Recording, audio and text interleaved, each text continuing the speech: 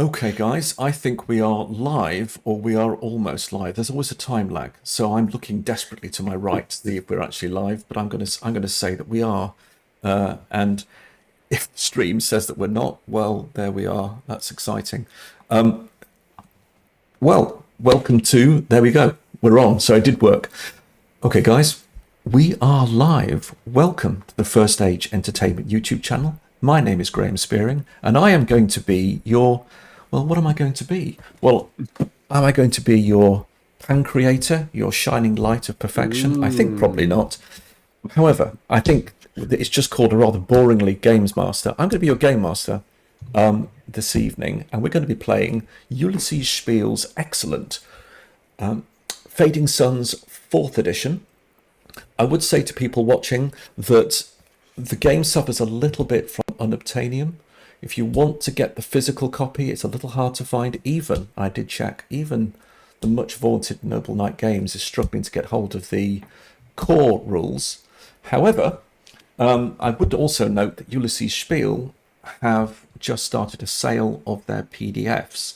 So if you're looking to get a PDF copy of the game, it's available on drive-thru at a discount.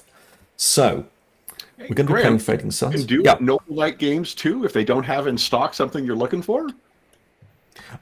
I haven't memorized it. Could you just run that through, please? You can put it on a want list and they'll send you an email when it comes in, and then you can pick it up at your leisure.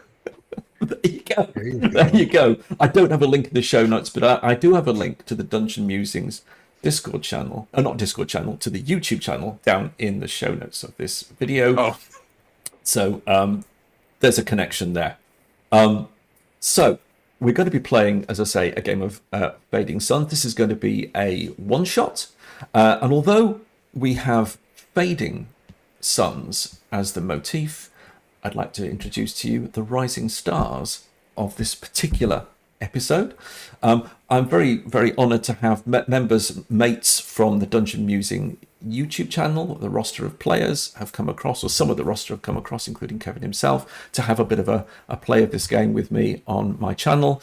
So what we're going to do is we're going to start with, I'm going to go round in the order that I've got you.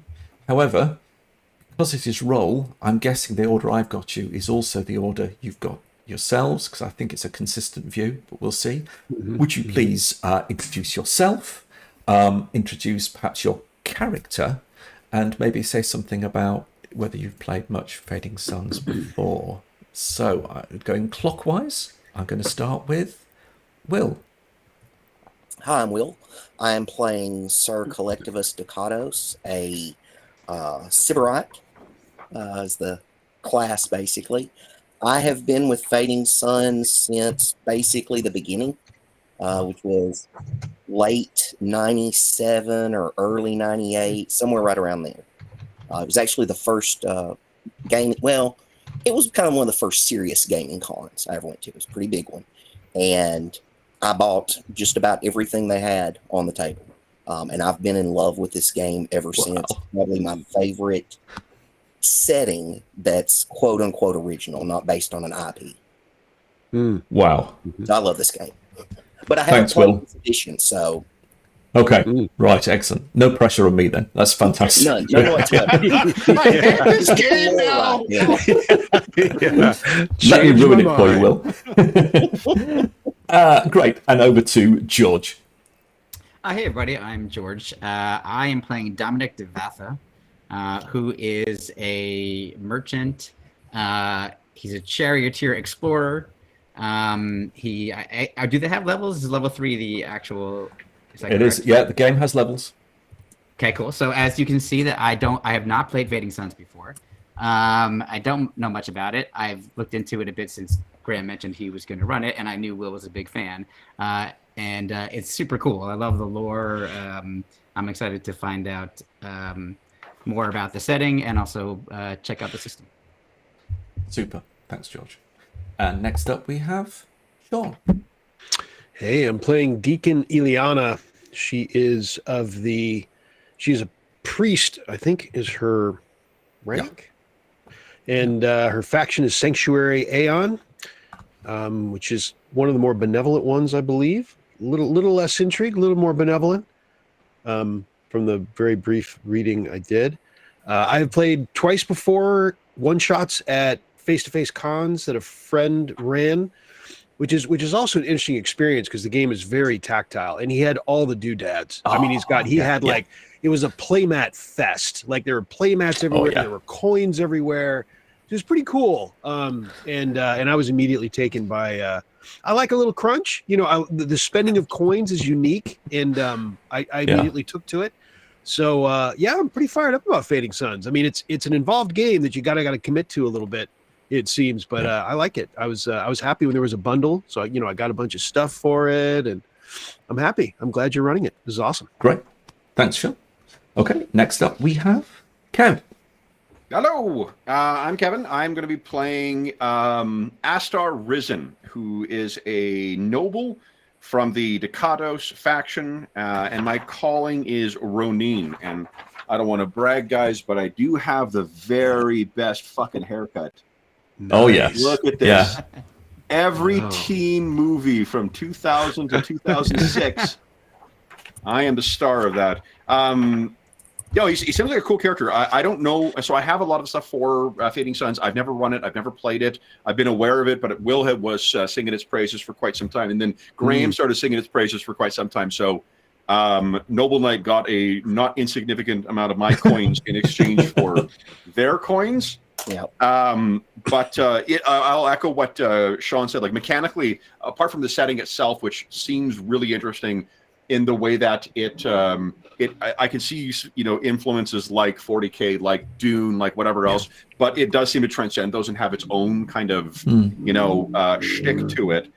And the mechanics of the game look really cool. I love me a game that's got some stuff going on at the table, so I'm really excited to play this. I am very sorry for the kind of player I am likely to be, but I am really looking forward to giving it a try. Still fitting that phrase in, I see. Yeah. That's the other 50% of why I'm here. I've been telling my wife all week. I said, I'll get to play with Kevin. He's going to be up there. Yeah. It's a treat. Yeah, it is. Yeah. Well, it's funny because I made the joke on the Discord about doing a Foghorn Leghorn voice, and then I realized after I posted it, I'm like, motherfucker, like Graham's got enough on his fucking plate to deal with, rather than having some asshole player who's going to be like, I say, boy. Kevin just trolling away, just trolling. Yeah. Wow. He's got form. He's got form. It's fine. Okay, lovely. I'm looking forward to the session. Great, thanks, Kevin. And last but not least, we have Carl. Yep. So I am playing Hosteen Walker, which he looks to be merchant class faction, the Muster, and his calling is a mercenary. So you can imagine someone like Amos from The Expanse, probably. Exactly. At least that's how I imagine. So he's raising the sticks, rough edges and gristle, but he wouldn't have it any other way. And we can do this easy or hard. No, scratch that. I can only do it hard. So it's definitely like Amos. So I get, like Kevin, I've sort of seen Fading Suns. I probably had several products from some edition at some point. I always wanted to bring it to the table to play, but never really played. So I'm curious. I'm going to learn how as I go. I have no. I only downloaded the sheet that you sent today, so we'll figure it out. No, that's fine. Exactly. Brilliant. Tell me what to roll. I don't know what to roll. I will. It's always a D20, by the way. It makes it easier. So for those watching, it's going to be a bit of a tutorial. So this is an opportunity for you to explore something of the Fading Suns universe, and we're going to take our time over the game and just explore how it works. So if you out there have not yet played the game, we're going to hopefully together learn how this game works. It is a game that's quite full on, and it probably benefits from a bit more experience, but I think we're going to give it a good fist this evening. Before we go any further, I'm now going to try some technical wizardry. So this is the hubris of man, and it's the hubris of man, it is said, at least by Church Orthodox, that would say, perhaps that's why the suns are fading at all. And I'm going to demonstrate the sin of hubris by trying to do a screen share right now. Boy, bells and whistles. I'm going over the top. Only for you guys, though. Let me just try and do this. Right, now I go to screen share. Now this is where my very poor internet connection might well be my undoing. Let's just see if I can do that. No, it's not that. Well, it's going to be the embody hubris over the course of the stream. So Oh, good lord. Oh, here we go. Is it that one? It's that one. And I'm going to share it. Right, ready? 3, 2, 1. I haven't got any ice creams, but let's just see whether this works. Something's oh, working. something's happening. Yeah, something is happening. And go. Play.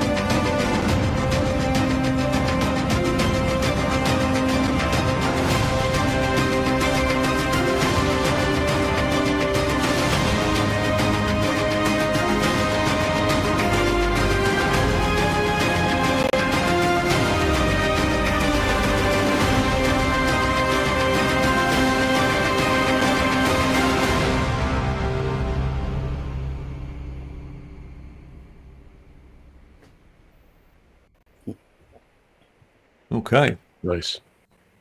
Well, quick spoiler alert, the Kickstarter was in 2022. So Dang. You're saying there's still time. there's still time. So I just wanted to just you can screen share and roll as well. And I thought that would be quite a nice, just like touch. Alexius, the new emperor, he's been around for a while, and this is a new dawn and a hope that the suns that are indeed actually fading will reignite, thanks to him actually managing to gain the throne after the Emperor Wars. So that is Fading Suns. Now I'm going to take your troop to a new scene, and you are a troop. You're a group who have come together. There is actually a troop sheet out on the sheets. I haven't described your troop, but it's a bit like some games where you can describe, give your troop a title and some goals. And I'm going to suggest that for now you are working together, adventuring, pushing forward, perhaps slightly influenced by Alexius and the Questing Knights, or maybe possibly the Decados equivalent of the Questing Knights, which might be a little bit different. And you are actually on the system Grail. And we're going to start on the system of Grail. And not only that, but you're going to be starting, and I'll just push up I don't know what the Questing Knights are.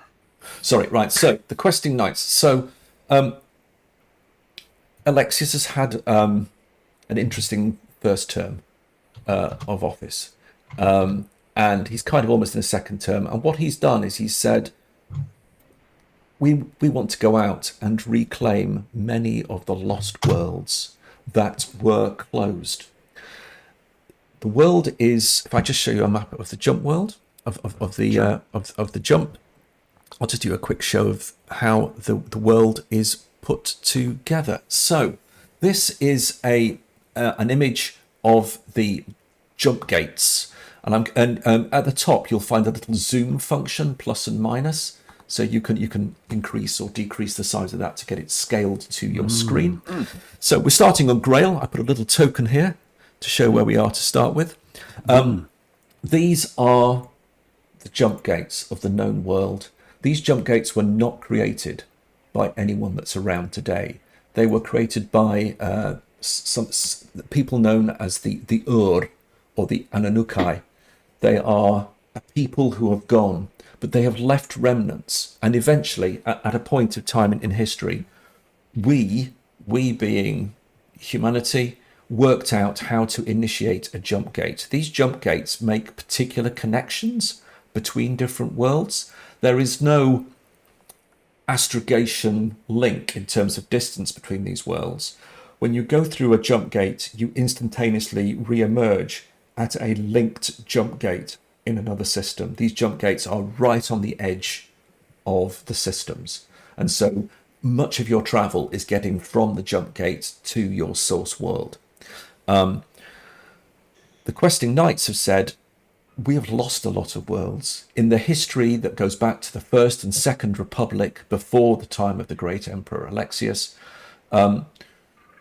we lost worlds. There were many, many more worlds, and there are worlds to be claimed beyond what we know. So questing knights go out, they further the name of Alexius, they bring, well, it's Hawkwood, it's House Hawkwood who have initiated this, but they bring the light of the Pancreator, and encourage the reflected glow of the Pancreator, effectively the main god of the Church Orthodox, out into the known worlds, questing, righting wrongs. It's a slightly Arthurian feel of sort of the round table, going out and making a difference, and hopefully reigniting stars that are genuinely starting to fade, and it's not understood. Well, some people will tell you why they're fading and tell you that definitively, but there's a good case to be said that nobody really knows. So that's kind of who they are. You are a questing group. To the losers on the side of the Emperor War? There's kind of an argument to say that in many ways, Alexius has brought nobility back into a position of power on the whole. Okay. And Decados is one of the major houses, along with Al-Malik and a number of others. And of course, Hawkwood has that. So you are a major house. And the way that Alexius is undertaking the governance of the universe is there are factions that have effectively like a rod, a staff, as a voting staff, and they have influence in the central power of the Imperium, the capital of which is Byzantium Secundus, which you'll note most all systems have only one gate, but one gate can access multiple other gates. Byzantium Secundus is a natural gate hub to many parts of the known world. So, Decados is a major house, greatly respected, and is vying for power at all times. What is a miracle, really, is that anybody got to sit on the throne at all and survive. And it was largely with the support of particularly the church that he managed to do that. But time moves on. Time is fast. You know, he's been on the throne now for quite a number of years. He has married a Vuldrok barbarian princess. He has a child, just recently had a child, an heir.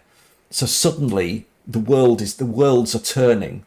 That doesn't stop different factions vying for power, and indeed ultimate power. And I can't believe that Decados would be one of them.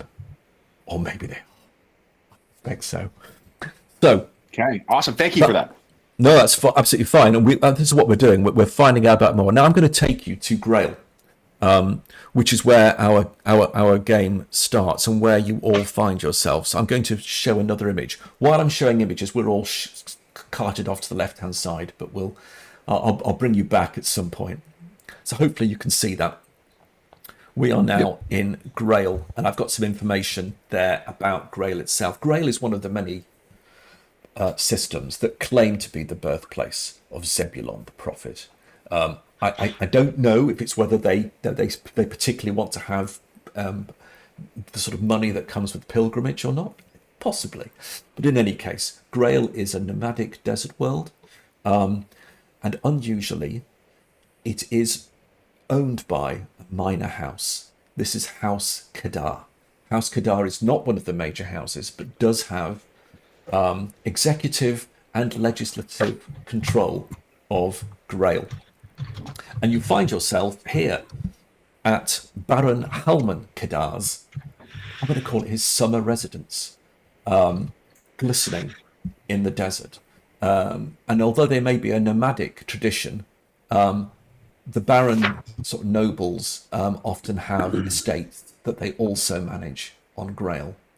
You're here not only to hear what the Baron would like you to do, because he has summoned you for effectively like a business meeting, but he says, while you're here, please enjoy the ball, because it is the occasion of his daughter's 18th birthday. It's almost like a coming out party, if you like, coming out ball, where she is introduced into society. And you find yourself at this place. It is a place teeming with factions and people, principally House Kadar. But there are charioteers and guilds people here.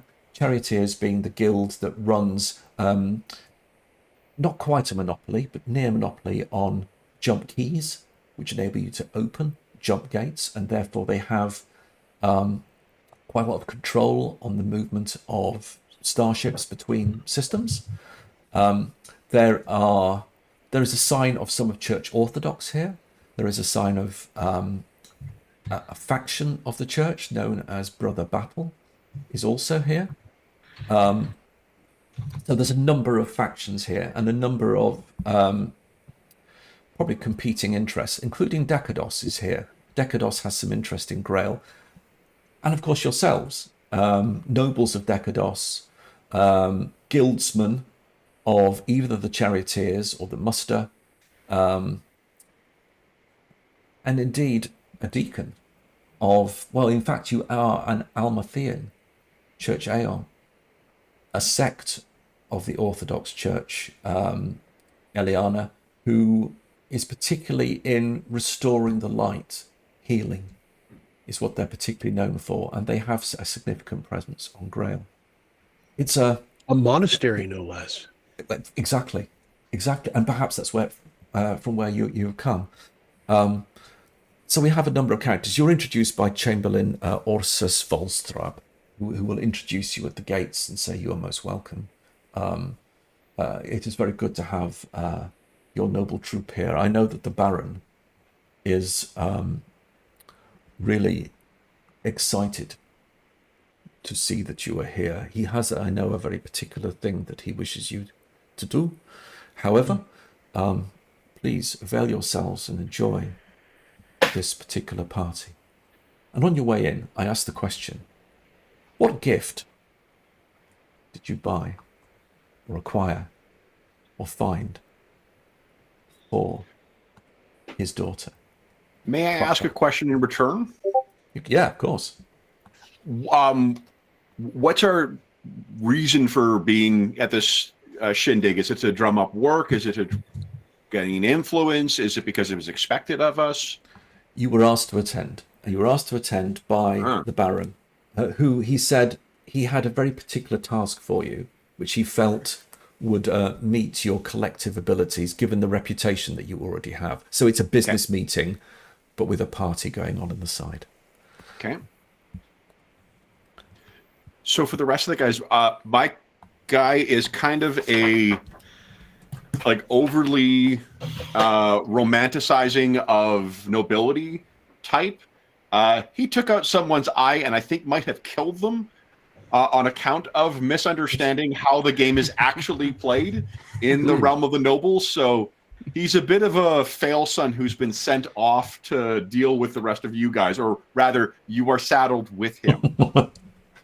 So which is to say, I'm not sure that Ashtar is the one who's necessarily, he wants to try and figure this shit out, but he's probably not the one who's taking the lead on figuring out what, how we should best approach this to secure favorable, a favorable arrangement with the Baron. Sure. Right. I think hosting is very similar. I mean, when when the gift is asked in his head, he probably says, well, I'm the gift, of course, for the princess. But he doesn't say that out loud, or maybe someone stops him from saying that out loud, because hosting's a very crass individual.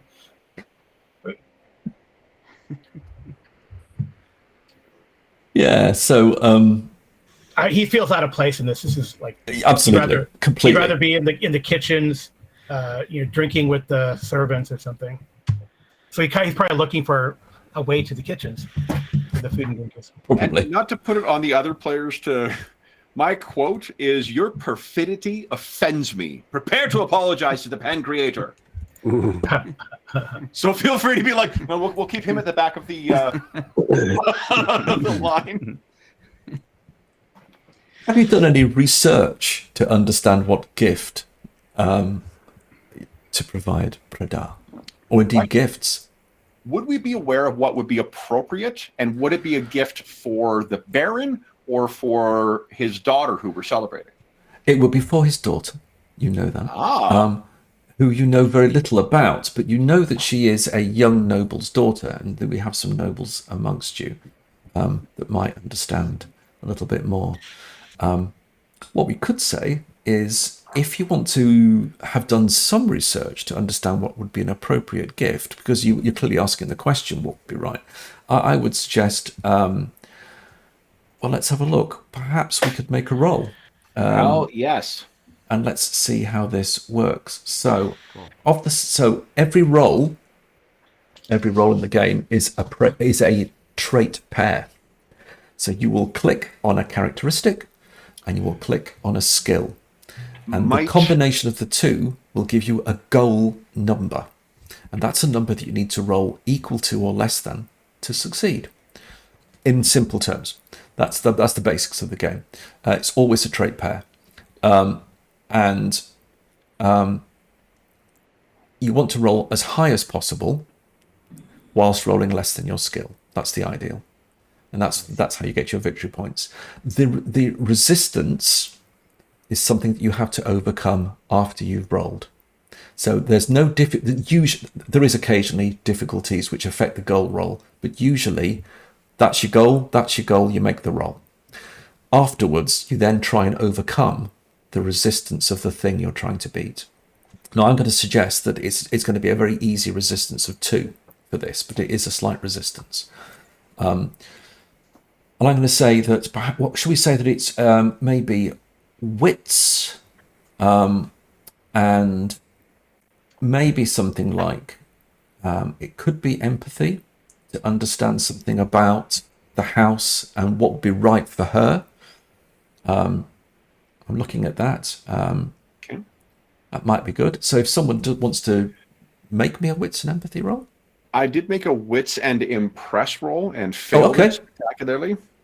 I'm not sure if that's an appropriate... So when you make a roll, a couple of things.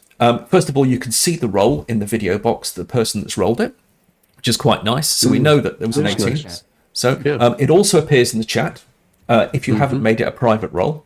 And that's on the dice roller over there.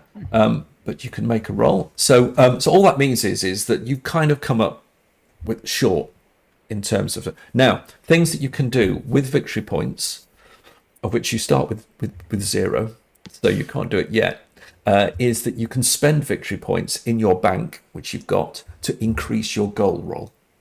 So if your goal roll is, I don't know, say your goal ends up being a 12, and you think, well, I'd rather be a 16, I've got more chances. Fine, spend 4 victory points. Push yourself a little bit.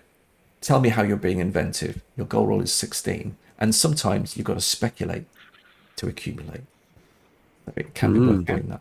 But for now, you're a bit light on victory points. The ability to gain VP by surges, is that something that we have to do before we roll then? No, you can do it anytime. You've only got so many surges. You'll find on your character sheet a surge. That's very 4E. I feel very at home all of a sudden. It's healing surges, but it's actually a victory point surge. So a victory point surge just simply says, I'm going to go into my inspiration. I'm going to go dig deep into myself, and I'm going to have a surge. That surge will deliver you some victory points into your bank. Those victory points can then be spent on doing cool things. So at any point, you can tell me you're doing it, but you can just notify. Hopefully the sheet will let you notify that you've done a surge, or you take one off. Or something. I think you've got one surge before a rest, like a full rest, and then you get them back. So that can open up. I will spend a surge to gain some VP, because I feel like this is, sure. If anyone's going to know what a young noble girl would want, it would Exactly. probably be Astar, or at least he Fantastic. would think that that would be the case. Yeah.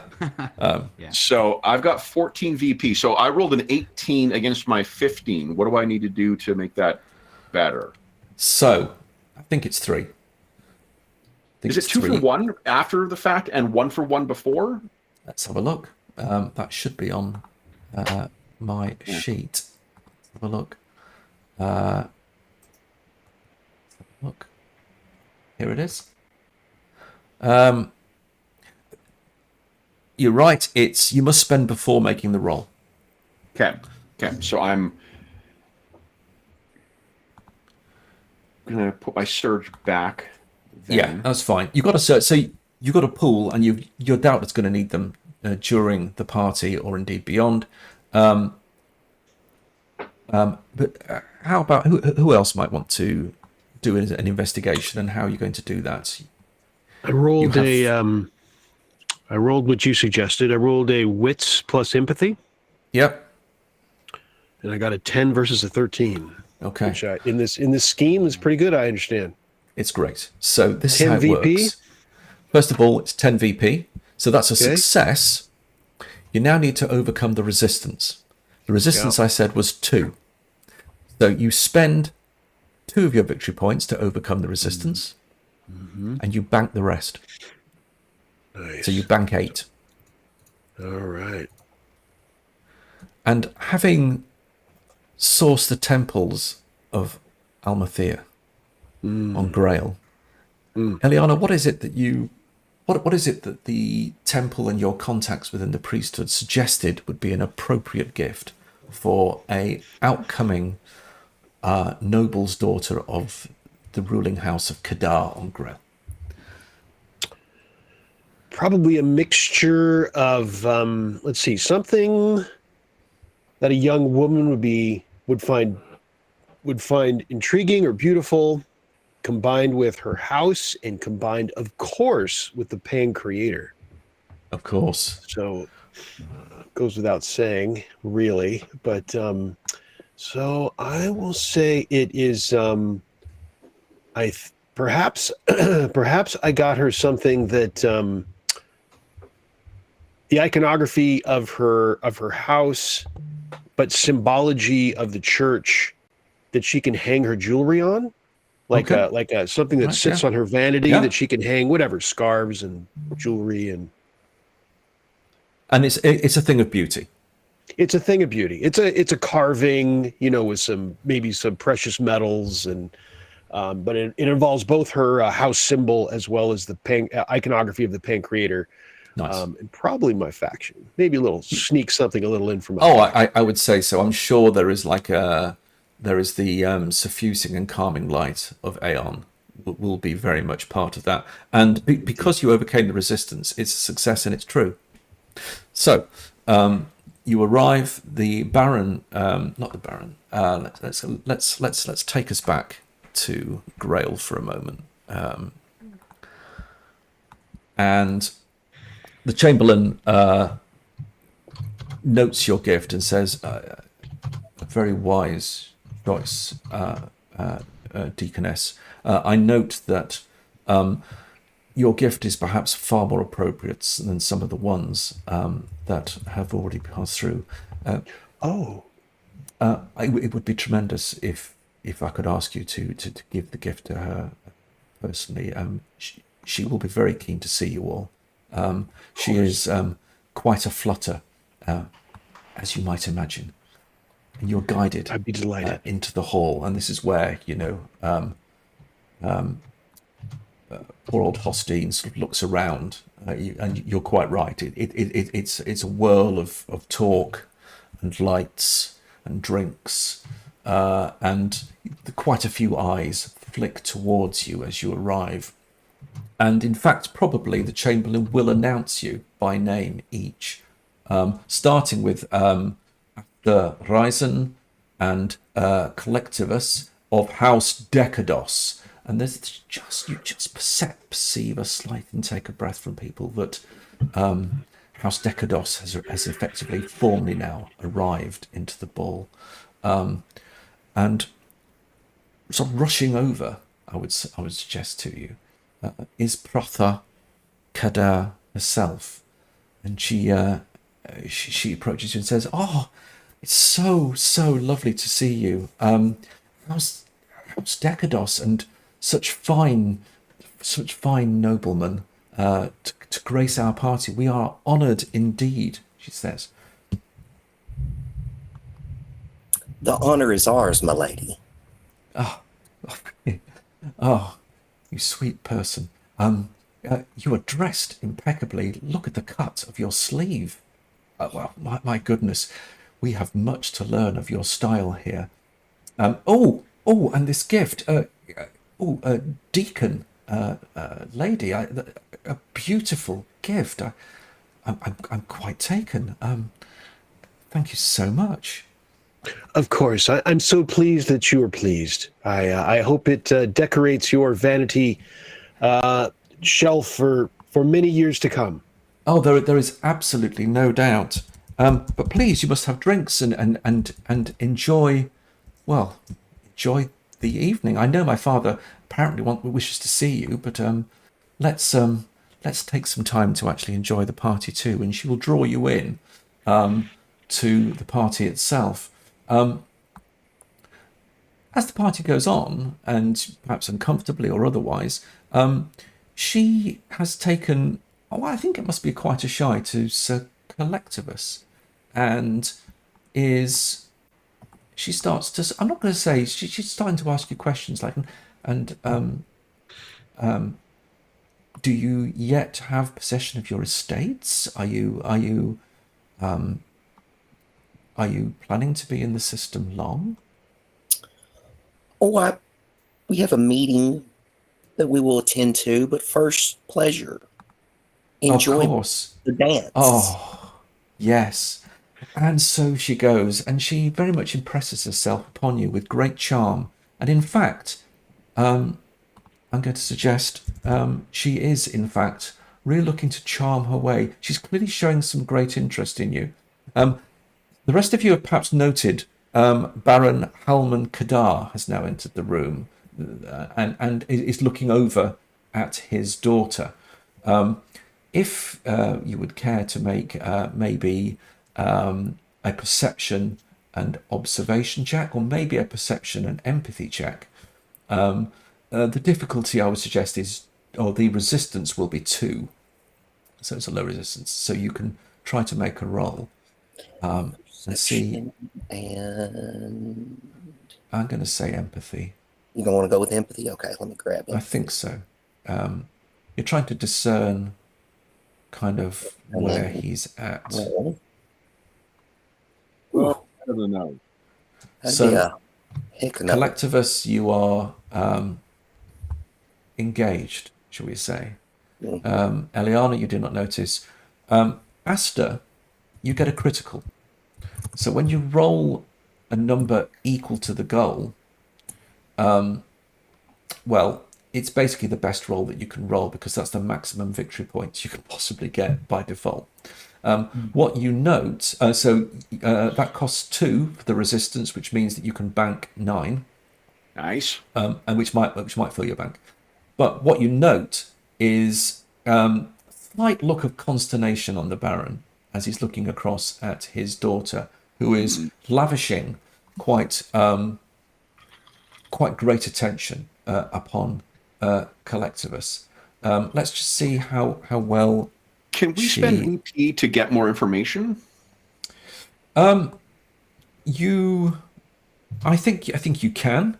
Certainly, if you're in combat, you can spend VP to do more damage. So that increases the impact of the outcome of your roll. Everyone else told me to be sure not to take my sword out. Are you saying that I should be doing that now? No. Down, cousin, down. All right. Okay. You're sure? It's right here. No? No, we're good.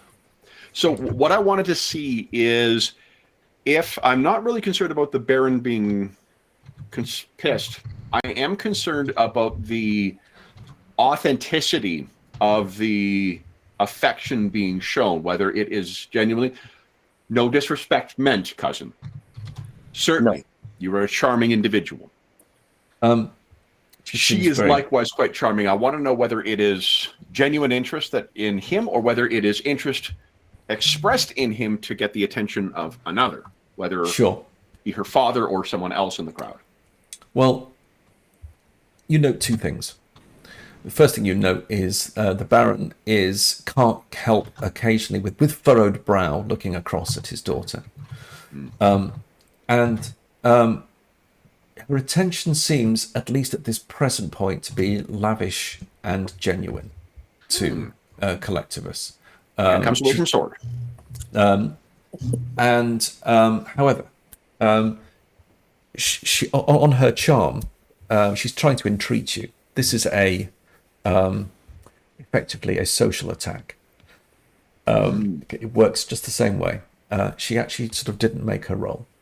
Back on sword.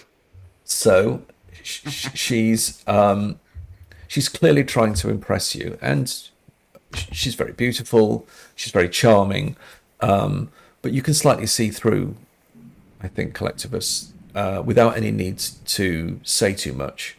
Okay. How far do you want to go along with her? She seems very keen, and she. I think I almost want to. I almost think I want to not reverse it, but make it seem as if. How do I want to say this? Make it seem as if. A little social I'm Aikido just- there, Will? What's that? Social Aikido? Yes, there you go. That's it. The social Aikido. I want to Love it. spin it around on her, and be just as charming, but kind of implying that I know this is the game. Give me a charm and intelligence, and charm check test. How And about that's- wits instead of intelligence? Wits might well be the one. Okay, wits and charm. Before you do that, Will, I actually have to help you out here. Okay. I guess it's called Noblesse Oblige. hmm I think I can spend to help with your rolls. My eyes are too old to actually. I got my fucking cards out and I can't read them. The cheat sheet here. Oh, let's see. I'm checking Anna. Hold on. There goes Anna. She's I can looking boost someone to. else's resistance against influence. Oh, that's an Okay. example. So I think I can help you, Will, if you want. I've got a bunch of VPs to spend here, so Okay, let's see here. I have up to 9 on offer. You take what you want. Okay, so let's since I've got a 10, let's go with how about 4? Right, so I roll. Ooh, wow. Okay. Okay. So you get 3. Mm-hmm. That's enough for the resistance. So although she's trying to pull you onto the dance floor to lavish attention on you, the moment passes and you manage to rebuff just enough that it's clear that it's time for you to see the Baron. But as you do so, Hostine, you are approached by another character who comes forward to you. He is unmistakable as belonging to Brother Battle, and this is Brother Sichek. I've just come back from Czechia.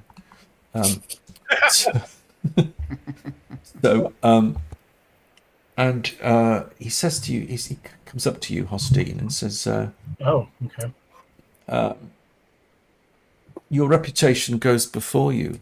It is an honor to meet you. I am Brother Sichek. I am... And an honor that you are accompanying the Decados nobility at the moment. Do you serve them? I serve them for now. Yeah. I understand. Forgive my boldness, but do you currently have a home and a cause? Because our order would be all the stronger with you amongst our numbers. I don't know what that means. Truth be told, Graham, what does that mean? So he's basically courting you as to join Brother Battle because of your reputation as a mercenary. I mean, with the muster, right? So what's the muster? The muster. With the muster, muster is a guild. So he's basically, think of him as a paladin.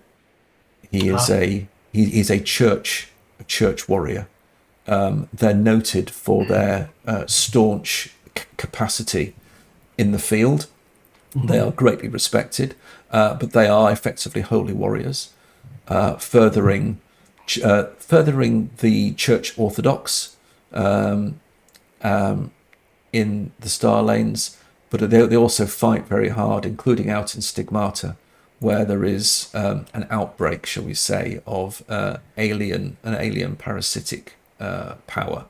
So they are well known. He's kind of just courting you and offering you almost a compliment because they are so well renowned that he's kind of saying you would be great as part of what we do. I don't know. Sir Shishak, that's his name, right? That's right. I guess I'm a very rough individual. I probably would give your holy order a bad reputation. Consider us, my friend. There will be many battles to restore the light of the Pancreator as the hubris grows of those that vie for power. Remember my name and our order, and I hope that we may invest you at some time. Do you know anyone in the kitchens? I want to get where the good slices of meat come from, not... Excellent. That can be arranged. I can at least do that for you, and that too would be an honor. And it's at this point that the Baron sort of pulls you in and draws you away. And the Chamberlain draws each of you and says, there will be opportunity to speak more and enjoy the party. But for now, if I could bring you into his private chambers for a discussion. And you're taken in and sat down, and he awaits. And the Baron sort of, with a sigh of relief. I might turn to my cousin and say, cousin, engaging in diplomacy, I see. One might say so. From the expression on the Baron's face, I cannot say that you are improving our situation with this. Oh, I have yet begun to debase myself, cousin. That is why I serve you, Sir Decadus. It's in the name. It's in the name. Decadent. I grab a couple of wine goblets as we go to meet with the Baron guy. There you go. Yeah. I'm just glad that no one has made a fool of themselves. And I turn and I immediately run into a waiter. But stuff goes everywhere. Yep. You can always count on Dominic for a good diversion. Oh yeah, absolutely. What's Obviously, you always do that. Mm-hmm. So the Baron enters, and he heads to a serving area, and he personally serves each of you a glass of wine. So we've got like 3 now. Awesome. Yeah, yeah. So he sort of juggles. I'm not sure which glass to put it in, but this is spiced wine of Jalam, the Oasis Fields of Jalam. It is very good, and thank you so much for taking time to Mo. To Mo. Cheers. To Mo. Perhaps, my friends, you are aware that I'm a collector of, shall we say, curiosities. I like to collect knowledge of the Pancreator's universe. There are countless facts known to us, but still the universe remains an eluding place. Sometimes we do not understand fully what is going on about us. And he sort of turns and looks to the chamber where the party's happening. And I would say perhaps sometimes that is true of my daughter.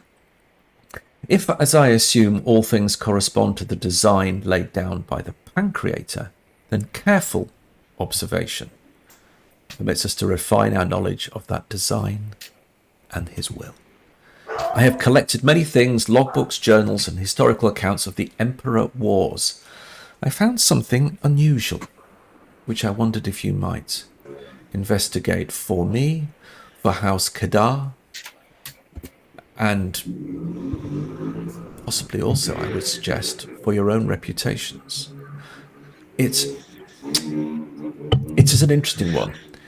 You may well know that the trip from Leagueheim to Grail is a long one.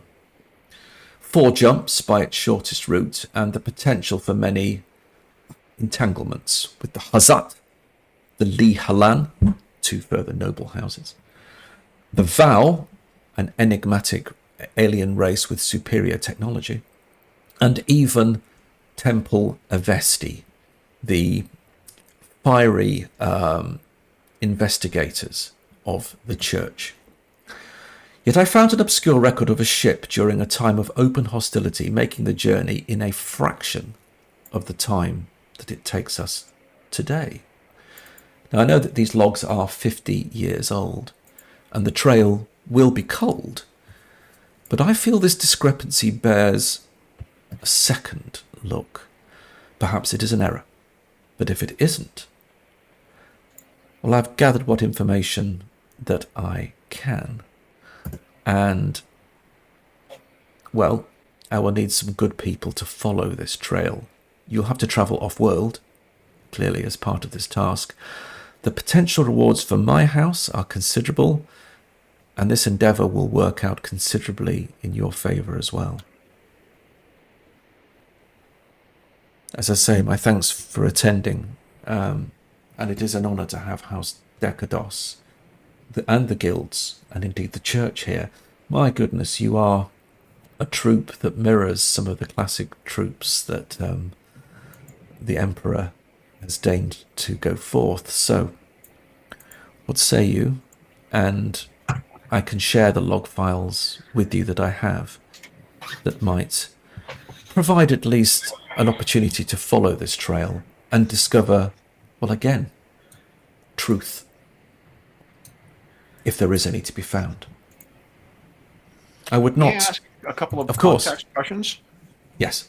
Just so, I guess, like, for one, what is the tangible, what's the benefit that the troop would gain from this? Beyond the sort of euphemistic, you're going to gain favor of the house, is there something that we're looking to position ourselves better with after this? Or yeah, so it would gain in your reputation, depending on what you find. He will also offer you payment. So there would be a Firebird transaction, which he sort of flaunts a possible price, which actually seems reasonable for what is in fact just essentially an investigation. Okay. Theoretically, not a dangerous one, but all investigations lead somewhere. So, yes, there's also something which you need to consider that, depending on what you do find, may define how you treat the information and where it goes. He's entrusting you with this to be something that comes to House Kadar, but it might depend what you find.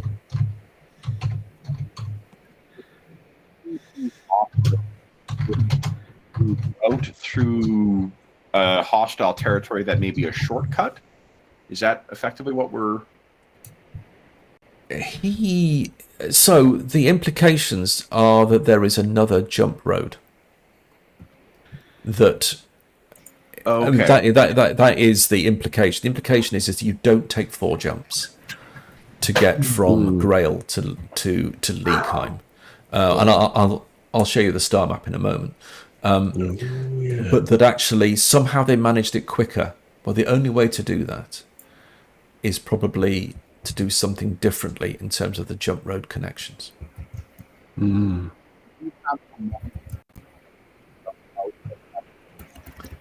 I've just lost your sound, or... Kevin. Oh, you've come back. Have I come back? Okay. Yeah, you're back. Sorry, what my question was whether we have someone among us who would help sort out what what that might be, whether it's to, like, are we looking for a missing jump gate itself physically, or is there some code that's entered to access a different place?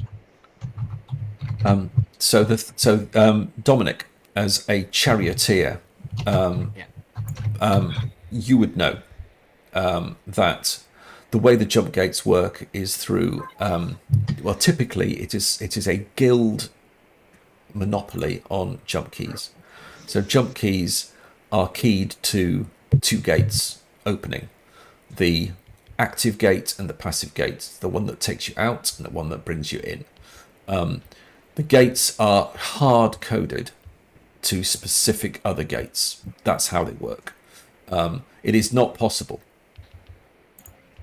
in theory, for you to change the nature of how the gates interact with each other. Hence, the jump web is a fairly predictable set of routes. And you know that's the case. You also know, Dominic, that there are lost roads. There are keys which perhaps have not yet surfaced. Now, all of that is possible. The other thing that I think Deacon Eliana would know is that the jump routes. Don't forget that the prophet died in jump, and by dying, the great prophet Zebulon sanctified the jump routes that exist today. And so there is a holy nature to the way that the jump gates are connected, and they are sanctified. A dark road would be one where it's different, and we cannot be sure what is there, and we cannot be sure that the Pancreator has properly blessed that road. So there's all sorts of possibilities here, but if it really is a very short journey, that kind of isn't possible without something different happening. That's interesting. Is this like, is everyone a full-on believer in the faith of the Creator, or are there those who say that, or there is a broad-based acceptance of the church. okay? It is safe to say that their observance of how to live, what is acceptable in terms of technology, because technology brings sin with it. And it was an over-reliance on technology by the Second Republic that probably brought it down, so the church would tell you. Okay. Not everyone accepts that. And the interpretation of how you reflect the light of the Pancreator varies by sect and by different faction. Okay, So that answers. Yeah, what I wanted to understand is whether there's a degree of like, yeah, we say this shit, but it doesn't, That could be. Yeah. Okay. Yeah. The engineers are interested in building shit. They're not interested in what the Pancreator has to say. Well, except, of course, they have to be careful because they need to be blessed by the church for their creations to be acceptable. Okay. So that's what you know. And I think you also know, Dominic, that charioteers' status is often defined by the number of jump keys that they have. But for pilots and ships can only go through certain gates depending on what keys they have access to. So they can't go everywhere. They can only go where the ones where they have keys. And there isn't a key that does what's being described. Does not exist. And can't exist, surely. So the keys, are we talking about something that's a physical? It's just a code, It's a physical right? Like thing. building, or is it a physical thing you got to bring with you? It's to a go physical through the gate? thing. It's a physical thing, but embedded within are codes, and these codes Got it. are So then- encrypted. Sorry to Parts interrupt of and try to draw some connections here. The thing the shortcut that we may potentially be looking for here, the only way that would be accessible is by having our key, right? Is by having whatever way there is to find the shortcut. That's true. it is possible to program, and Dominic, you may have done this. It's not always approved, but you can program a think machine to undertake a connection between gates. It is a laborious process, and due to some of the fluctuations in gate technology, is prone to error. That's why it's not approved.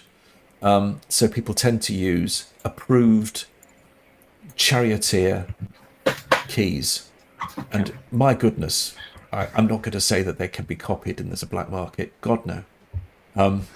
However, yes, you'd need to have a key. Okay. As I can see that you're thinking this through, says the Baron, and that's entirely reasonable. I think this could be, I think this could be a very, very useful and interesting exercise. Cousin, what do you think? Were that to exist, it would be certainly valuable as having access as the house. I'm sure for Dominic, it's extremely money means nothing to me, cousin, but finding, doing new great things, that's what life is all about. I have a big smile on my face at what Sir Collectivist has just said. I know how to read a room.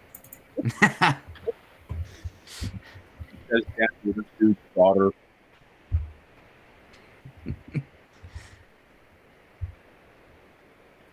Very good, my friends. I have called you due to the skills and abilities of Dominic de Vartha, perhaps one of the most known pilots in the known world.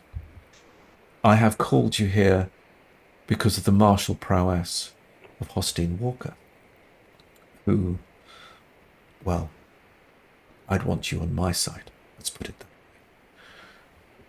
The guiding hand and the light of Deacon Eliana. And also, of course, the insight of House Decados and of Asta. And one quarter sword. Yes, I understand that you are something of a fencing expert. Well,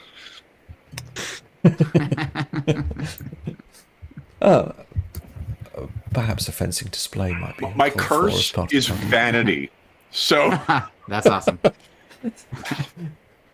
Yeah. An expert, I mean. Did the Baron know that? I don't know. I did. I mean, you know, it took 2 tries to get that woman's eye out, but. Then let me provide you with some more information. In books and apps, what I'm about to do is add for you a mission summary, if it lets me do it. Yes, it does. So you have a mission summary now, which proves that I've just given you some block text, but also there is some more information about what he has discovered so far. And that's available to you. These logs that he has found is for a particular ship that has been involved in undertaking this journey that cannot be undertaken. And it's the Dancing Light. A ship 50 years ago, so it predates all your lives. It might have fallen prey to any disaster that you know. There is the darkness between the stars. Who knows if they've taken strange and unknown routes? Well, there are things out there. The church will tell you clearly there are. Perhaps that has happened. Time washes things away. So they have gone. The crew themselves will be very old if they're even yet alive. It's a League starship. And the Charioteers Guild on Leagueheim maintains records that could help uncover what has happened to the Dancing Light, its fate, maybe even its current position if it has one. Are those records we can access legally, or will it require creativity? It might require some creativity. And I hear Austin is creative. Well, Yeah. not really. I can tell you many ways to break someone's neck, Astar, but Perhaps more subtlety as well as creativity. You know that the ship has visited two places at the very least, Leagueheim and Grail. Or the logs are showing this unlikely journey. There is a starport also, of course, on Grail, the Sangreal starport. There could be records there as well. Leagueheim would be... Leagueheim is a significant guild city and planet. It's a planet city held by many of the guilds. And there's a large charioteer presence on Leagueheim. Of course, you'd need to get there. And there will be ships that could take you from Sangreal. Yep. There's these two people we could speak to as well, hey? Yes. The captain's son, Cam Sharp, and a engineer was a passenger. Yes. Interesting. Is there a way of Yes. finding where those people are right now, or would they be on Grail or elsewhere? That is presently unknown. Okay. However, they are probably two of your key contacts that you would want to try and track down. Okay. Name goes on board. Yeah. Who's in charge of board? And He's so a it noble, is- so of course he expects someone else to do it. all the time. And so it is. The Baron says, "My thanks, my friends. I shall look forward to finding what you learn. This is all to help us understand better the Pancreator's purpose, and just part of my little affectation in learning. It could be a mistake, and I accept that I may be taking you on a journey, which at the end proves to be no more than a counting error. But if it is not, there will be something, a great prize there, that will be worth exploring further. A benefit to both your house and House Decados. Very much Decados, and perhaps a strengthening of the ties between our houses." interesting. What is the Pancreator's analogy for a remora?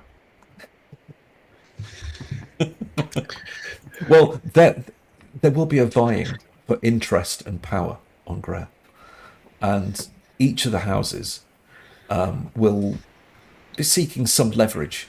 This might give you leverage for Decados on Grail, and that in itself could be the prize worth winning. Such is the way in Fading Suns. Deacon, what do You you are. think? You go on, sorry. Sorry. What was your question, Astar? What you make of this? This is, from my understanding of your faith, it may be venturing into areas not blessed by the Pancreator, may be discomforting for you, or is it more a matter of revealing the Pancreator revealing paths concealed thus far? Well, it's indeed important, I think, my presence here to assure that this aspect of our activities are considered. And yet, I have done some journeying myself, and am eager. I am curious and eager to find out. But it is important that we stay with the light and keep this in mind as we explore dark areas of space.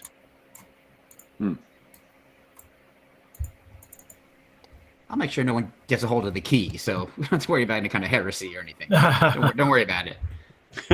I feel better already. Excellent. You are reintroduced into the party for a moment. Effectively, it's kind of on your way out. And Dominic, as you re-emerge into the party, a figure comes up to you. You note her immediately as being of the charioteers. Chana Devar, a figure known to you. And she has on her belt the aforementioned jump keys proudly displayed, and she has quite a number. She is clearly quite experienced in the ways of the charioteers and probably relatively senior. And she comes to you and she says, the Dominic Devar then. Good to see you, and good to see that you are, well, undertaking an interesting discussion with House Kadar. How did that go? She says, smiling at you, perhaps slightly cat-like. I handled everything just perfectly. It's all sorted. Of course, he came to me because, as he said in the meeting, I am the best pilot in the galaxy. So, that's from him. I mean, I don't know. You also gave us something. Hold on, it's just in the. There you go. Born in our action. Have I met her personally before, Graham? I think you have. I think Okay. you are known to her.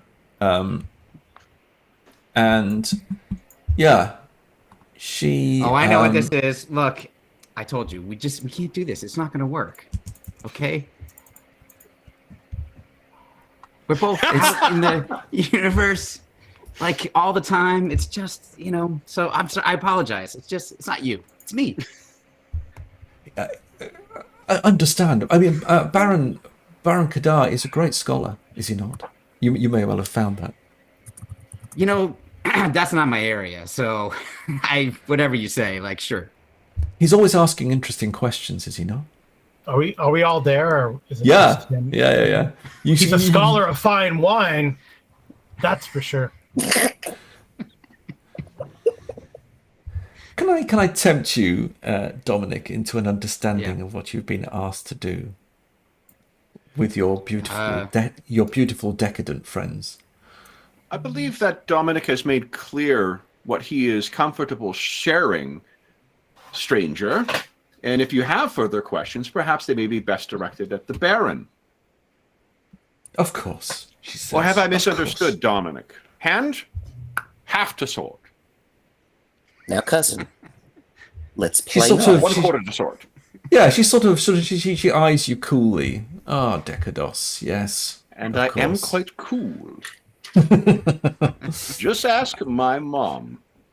She turns back to you and says, well, it is good to see a charioteer guildsman, particularly as it is yourself, and hoping that your luck might change, she says.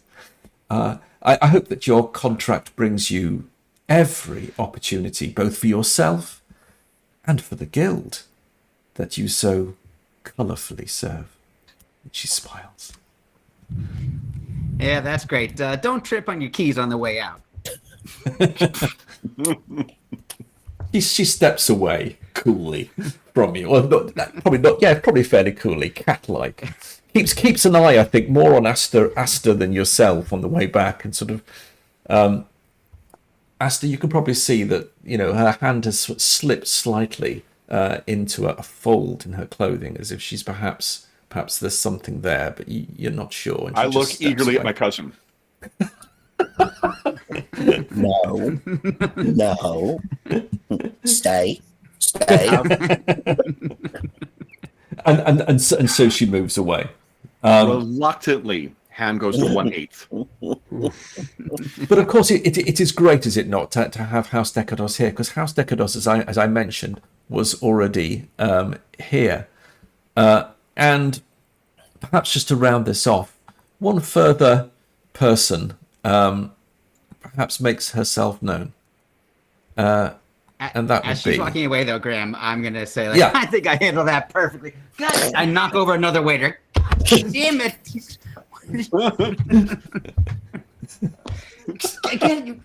It's not me. You saw it wasn't me, right? Melissa Roman, Folk. I do not think I care for your friend. Yeah, you and me both. And she did. I think you have all known that when she really dug into me about that accident comment, because I'm known for being accident prone. Despite being a gifted pilot, apparently. That's what I was going to say, except for when he's Yeah. behind the wheel. Of course. Maybe. The pen Hopefully, creator yes. cannot bless everyone with luck in all things. Hmm. Yeah. See, Master's got my back. Melissa Folk will approach you. She is a lady of House Decados. She affects a monocle.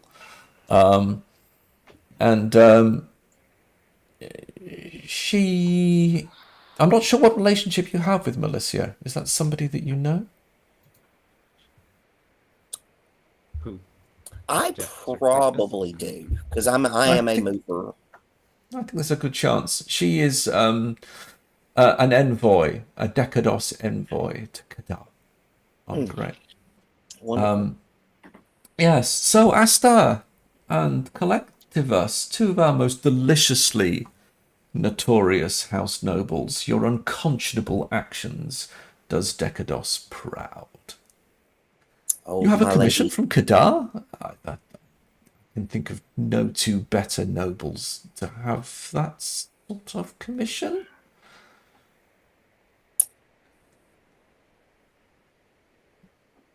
Cousin?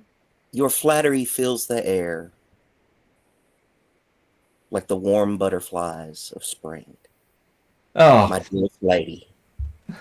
Collectivus, you were always gifted with the right words. I am charmed and flattered. In fact, she is so charmed and flattered, she's going to try and charm and flatter you. This will be fun. So, what is your mind? What is your mind resistance, Sir Collectivus? So you all have got resistances: body, mind, and soul. Keep it together: body, mind, and soul. And you may have 0 in some of these, incidentally. These form the base resistance when somebody is making a social attack on you. Okay, so she's trying to charm you. If she is trying to give us, or give me at least, mesmerized, wowed, castigated, or guilty, she suffers an unfavorable condition on the roll because I have nothing to lose. I'm going to suggest that is exactly in place. Is that the perk name? Nothing to lose. Yeah, nothing to Wow. lose. Okay. Yes, incidentally, guys, I have... Let me just this out of the way for a minute. I'll come back to you so you can see. I also it have as one well. called Seen Too Much that makes me immune to berserk and penalized. So I am an insufferable teenager, effectively. Fantastic. So I'm going to suggest that her role is unfavourable. She is trying to charm you. Probably Sir Collectivus. Not you, I think, Sir Asta. I think she's probably realised she can hone in on Sir Collectivus. She will try and charm you. However, her role is unfavourable. How does that work? Unfavourable is like with disadvantage. My resistance is a 2 for mind. Yeah, it's 2d20. Take the lower for It unfavorable. is. My mind resistance is 6 plus 6. 6. Blimey. Well, Good okay. Lord.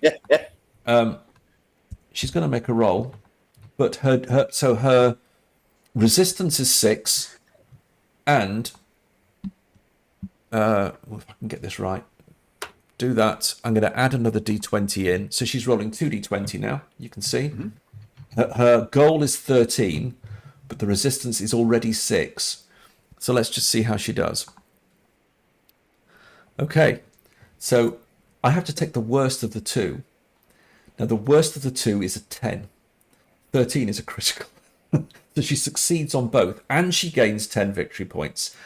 6 of which washes out your tame resistance, oh butterflied noble. And she's got 4 left over. Go on. When do we spend VP to increase our resistance? Because So- I have some so- left over. So this is how it works. So having made a successful roll, you can now decide to try and bolster your resistance by either rebuffing her, by stonewalling, or something else. And that is a roll. So you make a roll to resist her. Your innate mind resistance, Decados, is not enough for her sharp charms. So you can make a resistance check. So the resistance will depend a little bit whether you are trying to rebuff her or just to stonewall her out. And cousin, I still have that Noblesse Oblige.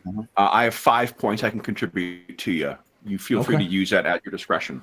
Yeah, and I think actually I still think I could do a surge as well and you wish. gather some. You could do it that way, yeah. I'll go ahead and do that first. Okay. Take one off. That gives, is it 5 per surge? Is that correct? It will be. It varies with the character. Yeah, it depends on your rating. Oh, I see. Okay. Yeah. So you get your level. Oh, so 3s are plus- like. Three's your base plus the strongest of 3 stats. Strength. It's your focus. It's your focus stats. Which of the 3 types? Strength, wits, and presence. There you go. So it's the highest of those 3. Oh man, Is that my high? my presence is 9. Wow. So you get your surge gives you 12.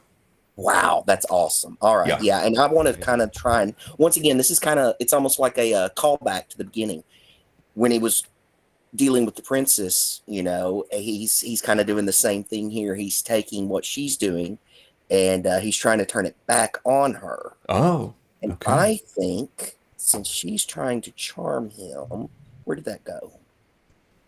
Oh, it's on my handout. I'm going to see if you would let me do a vicious insult. Oof. One of my perks. Go, do, Will, you go know on. this is being streamed, right? Yeah. Oh yeah. Hey, look. There goes our monetization. Yeah, we're way know- past that point, Kevin. Come on now. I was going to go on a holiday based on this. It's gone. It's gone. So, come, Decados. What insult will you hurl? Oh, let's see here. She charms you. Come, fellow Decados.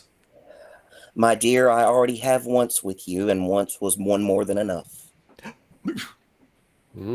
I see mine. There's no need for my sword because she has been struck deep. Make me a roll. Make me a roll. Yep. The collectors. I'm trying to think. It is going to be presence. I'm trying to think what the other skill is, what the maneuver is. Probably. I think it would be impress. I think. Yeah, let's go for that. Let's go for that. I'm Okay, happy with so that. let's go grab presence. That's going to be quite. Oh gosh. Okay, I'll make a roll. Yeah, it's going to be naughty. I hope. Oh, okay. So that's a fail. The hell That's was a the fail. difficulty? It doesn't land. Is that right? The 17 tinkling of versus 14? glass around. Is the roll 14 or 17? I'm thinking it's 14 is the roll. Oh, sorry. 14 is the roll and 17 is the Marvelous. Is the Oh. goal. I'm sorry. I got the wrong No, it's around. fine. That's brilliant. That's Fucking brilliant. huge. So, Then 14 points. 14 Yeah. victory points. You Nice. can up your resistance way beyond what she needs. I'm going to suggest that you Yeah. can probably put about 4 in 4 more your points there. Okay. in your resistance. It pulls her back. She pulls back at that comment. You can bank 10. She pulls back and says, "Well, May then I I wish you every success." step forward? Yeah, My dog barks. there is indeed I some hunting Gesture hands. into my lapel and bring a kerchief out. Madam, you seem at risk of weeping. And provide her the kerchief. She'll snatch it from you, and in a sort of slightly sort of childish way, she will just flounce off, looking over her shoulder, muttering. Well played, cousin. That's why you keep me around, my friend. So, I'm going to Speaking say... of, that was my only kerchief, so... It had your moniker on and everything. So let me just close that. I'm going to close that scene. And the party closes. There is Pradar, probably still sort of swooning over possible suitors, probably too quickly and too young. There are various factions who are either wooing you into their house or wanting to know exactly what's going on, because they want to know what's going on for their faction. And then there yourself and the knowledge that you have. And I do note, although we didn't start quite on time, that was the end of scene 1. We're almost at the mid-session break. So I tell you what we're going to do. Let's just quickly perhaps pull on to the next scene. And then we'll have a mid-session break and charge our glass, if that's okay. People are okay. Okay. So you're grouped together. Mercenary, priest, nobles, and charioteer. What is it that you wish to do? I guess the first order of business is finding a ship. Hmm. Because Passage. We don't Yeah, have it- one? I don't think. I don't we think have so. one. No? Okay. No, I don't think Dominic, so. are you able to facilitate that? Or are you just driving it? I think I can handle that. Yeah. Then You would have contacts. Forgive my ignorance of the world, but have we a way of tracking down where these this Cam Sharp and Parnell Darwinson are? I thought I read something that they might be. Oh no, I was reading about just the records about the ship. Was on Leagueheim. So I Right. thought Leagueheim would be a good place for us to start, but I'm Yeah. open to anything else. Well, I mean, I think a good place to start would be the Sangreal, right? The starport Start here, to starport here. Mm, right? mhm. Ask around, Yeah. see what they know. I probably need to go there anyway to organize the ship. Right, we got to go there anyway. Yeah, we got to be there one way or the other. Sure. Dominic? Meet more of them. You can start that. Oh, I didn't hear Kevin, but I Yeah, didn't so hear Sean that's, either. you've faded out. Am I slightly. back, guys? Hello? Yeah, you're back. You're back. Yeah. Weird. It comes in and warbles. out You're almost like a teacher in Charlie Brown. Modulate. Fine now. No doubt, fault on mine. What I said is that have you more friends there, Dominic? I'd be pleased to meet them. And I followed that with my sarcasm is not as sharp as my blade. I think I know you well enough to know what you're going for. Right. Yeah. The You were on front- Deacon's the trying to- point if I did not have it on my speech.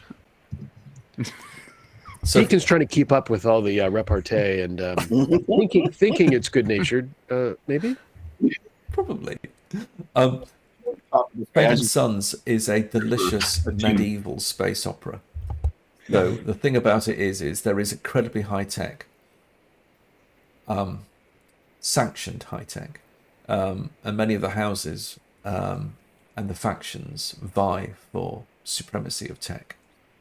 However, there is also an undercurrent that 90% of the populace across the world are serfs. They have no access to anything like this. So you, in many ways, guilds people and nobles, you are a privileged minority. And information, which is pertinent to your question, Asta, information can sometimes be lost in the dark recesses of some think machines. But actually, think machines themselves are a little curtailed in what they are allowed to undertake. So quite often, knowledge is permeated through some much more basic technology, libraries, people, and writings. And so you cannot always sort of just... And there isn't a global known web, like intranet style thing at all. In fact, that would be grossly contravening and quite concerning to the church were that to exist. So Think machines are need to stay in their place, but they are quite powerful. They can do amazing things. So your knowledge is going to be about getting out there and finding it properly. Yeah. Let me take you to Sangria. Let's just do let's look at that. So this is an image of Sangreal starport. Cool. And let's just blow it up slightly for people who are watching at home. Yes, it's a fairly bustling port.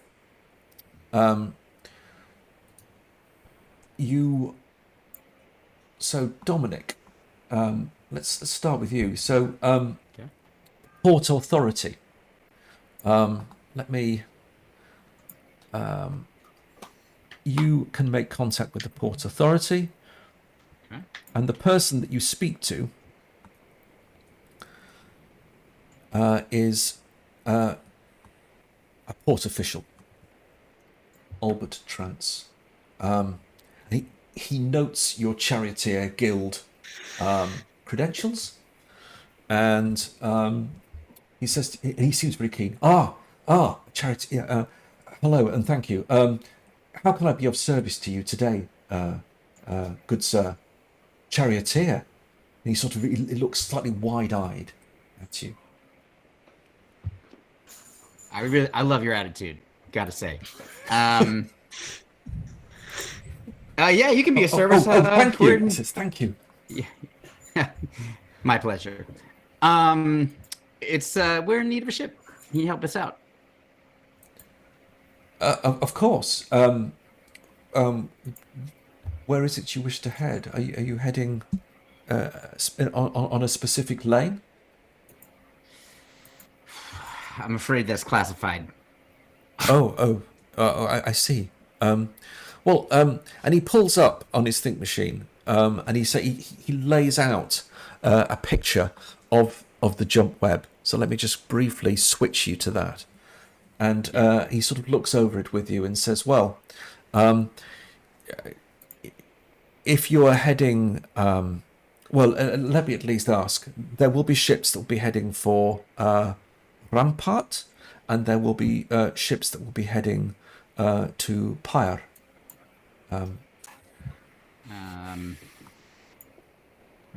Where do I think is the best Probably Pyre. place to start with? Okay. Yeah. So Pyre will take on a route. Okay, cool. All I can say is our first stop is Pyre. That's it. You didn't hear that from me, okay? Keep it on the down low. That's fine. Between you and me. I'm trusting you. You look like you are somebody who's trustworthy. Can I trust you? Can I count on you? Yes, of course. I simply I can find you I can find you passage. Is it just yourself, or there are more of you? I have 4 other companions with me. Okay, of course. I can find you, and he sort of calls something up and says, yes, there is a ship leaving for Pyre. It is the Silent Flight. Captain Tiberius Halber.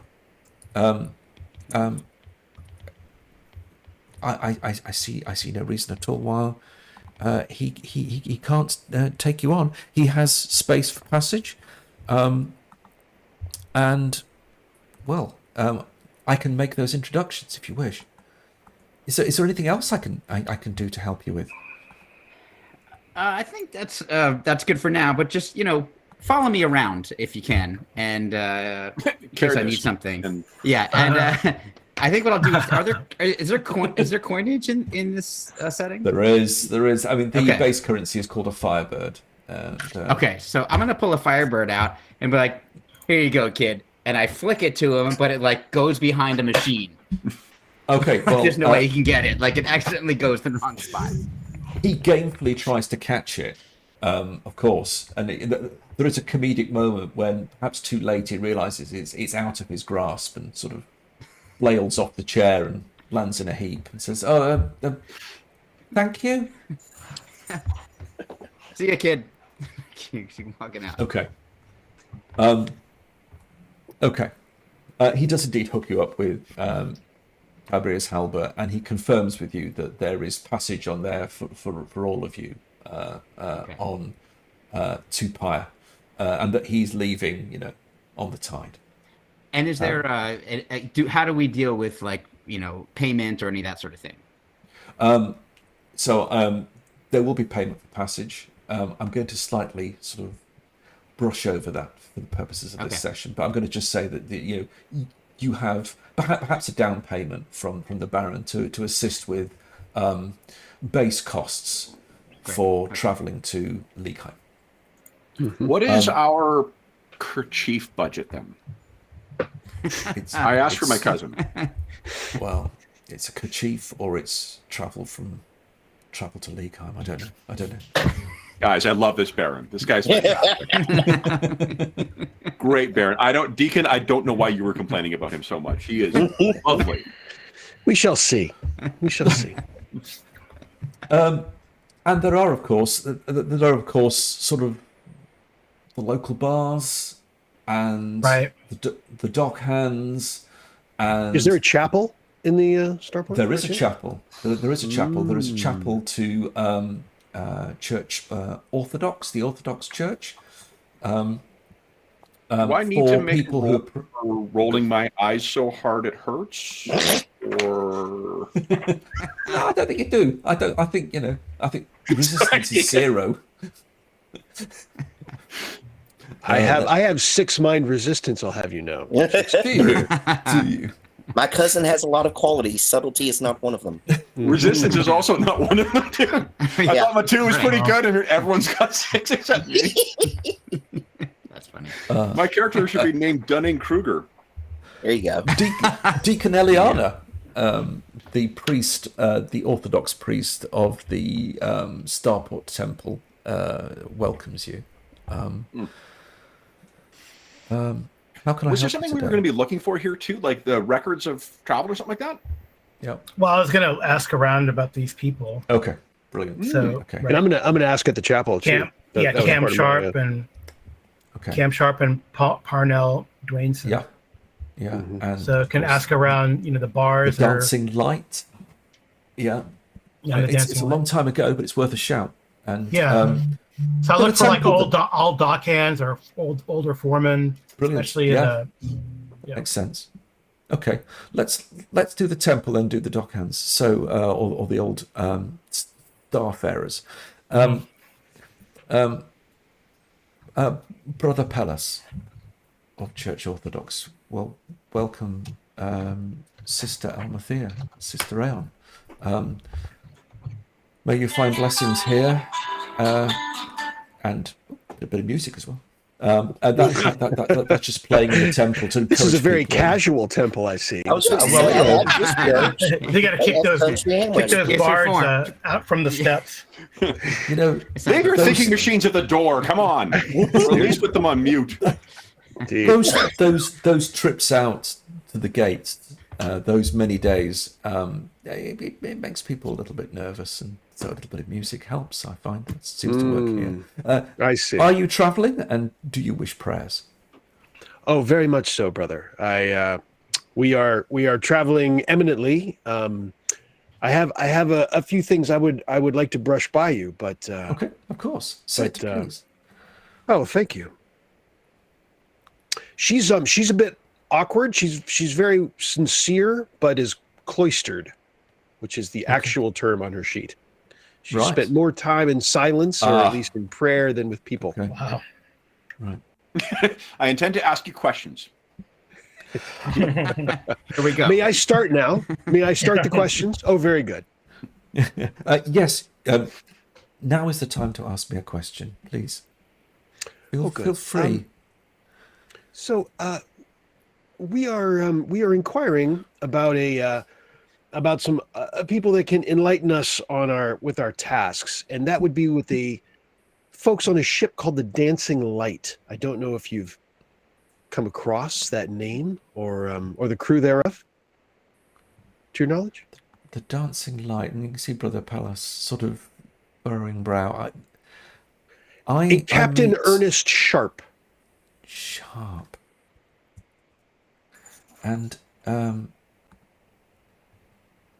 going to just allow myself. Okay, all right. And it's part of my cloistered, if it matters. I'm supposed to make a roll to see if there's a very small chance they like my awkwardness, like that it kind of appeals to them. And then there's a pretty big chance that it's just too awkward. It's just kind of, and then there's some chance that it doesn't affect, that they just go by it and say whatever. Brother Palace seems serene and entirely accepting of you. It's the Pancreator's blessing. I can tell you that I know the name of the ship, but I don't think it's passed through this port for more than 10 years, and I do recognize the name of the captain. I'm trying to think if I've met him. I'm sorry, it's so long ago, but it was a long time ago. 10 years. I can tell you the ship has not passed through here anytime recently. I'm sure I would remember. I do occasionally keep a log of the people that I meet. Yes. Partly for my memoirs, partly for my recollections of the encounters that I've had, the stories that they have told, and there are many. I can also pass by the name of the pilot, Lieutenant Marnon Holes. That is a name I do not know. Or a passenger aboard, Parnell Dwainson. Parnell Dwainson. Yes. I do know the name, Parnell Dwainson, and you can see him sort of slightly retreating back in his chair. Parnell Dwainson, the engineer. Yes. Yes. He was a very clever man. Was, if I may you say? Well, I've not seen him again for more than 10 years. Oh. He was a clever man. He had a great knowledge he shared with me. I can only say so much. Some was given in confidence. You understand? I see. But he had something of a great lore. Frightening in many ways. He seemed a troubled man. He had a great lore of the Ananukai, the ones before, the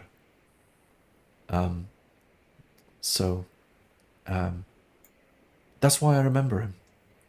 There are not many who have or claim any understanding, obviously, of that lost civilization. And he had knowledge of it, you say? Yeah, he did. He seemed to have a good understanding of their ways, almost, which I found quite a little unnerving, I must admit. I mean, the gates have been blessed by the Pancreator, so indeed we are safe. But indeed, it is brother. knowledge that you need to be careful of, and I think his troubles maybe because he dug a little too deep. I don't know, but he was a troubled man. And this was all 10 years or more? Or more. I would need to check, but it is really some time ago now. I hope he fared well. But I do fear that he was dabbling in knowledge that was, well, perhaps best treated with some care. Because it's my understanding that he traveled on the Dancing Lights. Oh, well, there is a connection. Quite possibly, he was a traveller. I'm not sure what itinerary he had or anything like that, but he did come to me many times a long time ago. He came to you, may I ask, for counsel? He came for prayers. Engineer or no. He wanted the blessing of the Pancreator, and I could offer that to him. Indeed. I did caution him, I would say. I can't say too much more, but I did caution him that I he see. needs to take care. If you do find him, may I say, if you could wish him all the very best from me, and that if he ever passes through Grail and wishes again to have, well, a moment of contemplation with the Pancreator, then he can come to me. I most certainly will. Thank you. Here, have some fresh water. Oh, please. Thank you. It is very humid today, Mm. and we'll draw a veil on that scene. Okay. Switch to I'll- hostage. Go on. Sorry. Go on. Yes, sure. I'll put in one more. I'll ask him that if there's anyone I should go to ask that is good with names and faces, and that I may also further inquire about these people. Who would he suggest at the starport? Generally, the port authority. Okay. They tend to know the comings and goings of vessels. Very good. But that's fine. But let me first move these two out of the way and take you to Hostine, who has, I think, caught up with a couple of exactly those people that you were trying to look for. Arnus, and someone called Vil. There's a couple of old spacers that much more naturally, now you're away from the party, Hostine, you kind of feel much more at home with. They're big fellas, roughly speaking. I really want to be Val's friend. Yeah. Or Vil. Yeah. Val, I'm so sorry. That's Love fine. it. Those Let me awesome just- illustration. Yeah. It's like anything, isn't it? When you play these games, you end up going off to Pinterest or something, trying to find something that's as close as you can. But never mind writing a plot; it's finding images that work. It takes me forever. Right. Absolutely. My True that. kingdom for a fucking keep in a Oh foothill. god, yeah. Yeah. And something I will say, particularly to the people out there, something that's great about Ulissese Spiel. I mean, to be honest, all the versions of Fading Suns. There's some great art and some great imagery. It's a lot of it's in colour, as it happens for the Ulissese Spiel, so the later edition. Yeah. Very evocative and kind of sort of give you some windows into the world. So it's lovely to have that as well. So Well, it's the same with like the thing that's so the Dark Eye has incredible fucking art in it, but it's also art that is not just like hero with a badass weapon or hero casting a badass spell. It's all sorts of like lived in stuff that really helps with getting a sense of the setting. absolutely. Yeah. So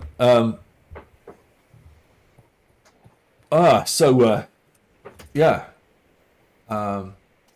Thanks for the drink. Yep. Been here some time, and it's nice to see someone who cares to share a drink with us. Yeah, I disparage about nobles and they only drink wine, and so it's good to have a good ale and with Definitely. real Drink people. deep, my friend.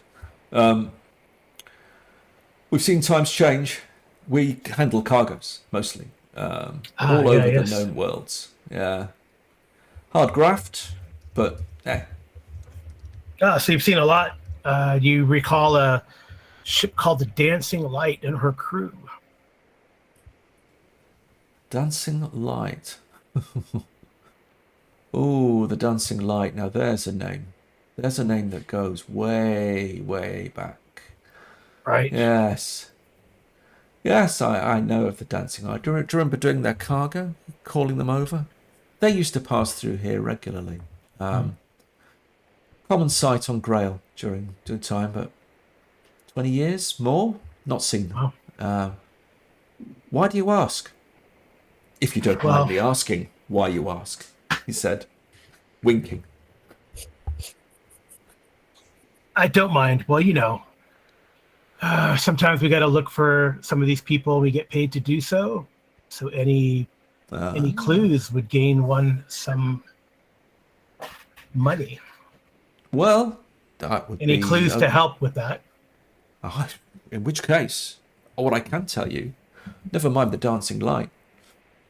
I remember good old Sharp, don't you? Yeah, good man. We seem to have his Yeah, differences with the higher-ups, you know? You know what it's like, the higher-ups? I think you do. Yeah. The guild? Yeah. That's probably why he never made it any higher than captain, you know? Likely that old Sharp was replaced, and his successor maybe had a different set of jump keys, so the dancing light find its way here anymore. Different shores, you know? But he was a good man. I remember him. He was a good one. You don't meet many of them, if I may say. He was a good one. So what happened to the Sharps? Well, how old would he be? He'd be older even than us. Sort of laugh at each other and clink their drinks as if to say we're still going. But well, we don't know. Well, what I hope is it went well for him, because when it's a good one, you want it to go well, right? Right. But as I say, I heard he had a son. That's the person I'm looking for. yes, he did. I put down a coin or two. Yeah, he did. He was a nice boy. He took after his father. He worked the ship with him, I seem to recall. Was it Cam? Yeah. Camulus? Yeah, Cam. He was a picture of his father, and he worked the ship. I sense he himself was going to be a good captain. I hope he had better luck than his father, at least with the higher ups. If the guild takes to you, well, they sort of look around slightly conspiratorially. If the guild takes against you, well, you ain't going to progress, are you? Let's be honest. That's the way that works, you know. Or doesn't. Well, but thanks for the drink. Yeah. Anyone who you might know could lead us to them? Frequent passenger? They took journeys out. See, that's the trouble, you see. Once people stop turning up, the trail and contacts grow cold. And the jump keys, it's the jump keys. I still think it's... I want to hope it's the jump keys. Anything could have happened to a ship. There's even the dark between the stars, which we don't want to think too much about. I would suggest that you need other ports if you're trying to track them down. And I hope it's for the best. He's not... Is he still alive? That's what I'm getting paid to find out. He'll be an old man. But, well, I wish you well, friend. And see you when we get back. Make sure he's all right, you know, because he's a good one. All right. Okay. And so it is with what it is you've been able to establish. You have a ship, and if I can work out how to do this. Sorry, guys who are watching. I don't do a lot of live streams, so I'm still fiddling with the buttons behind the scenes. I don't know how Kevin does it. So what I'm going to say is we will take a 5-minute break, Okay. and I'm going to... we'll come back, we will have our ship, and we'll have our journey to Pyre. Yes. All right. I'm going to just transition across. So for those of you looking at this thing at home, as the phrase goes, we'll be about 5 minutes. I'm going to give you some music just for a moment, and we'll be back for a trip to Pyre. What could possibly go wrong? Perfect.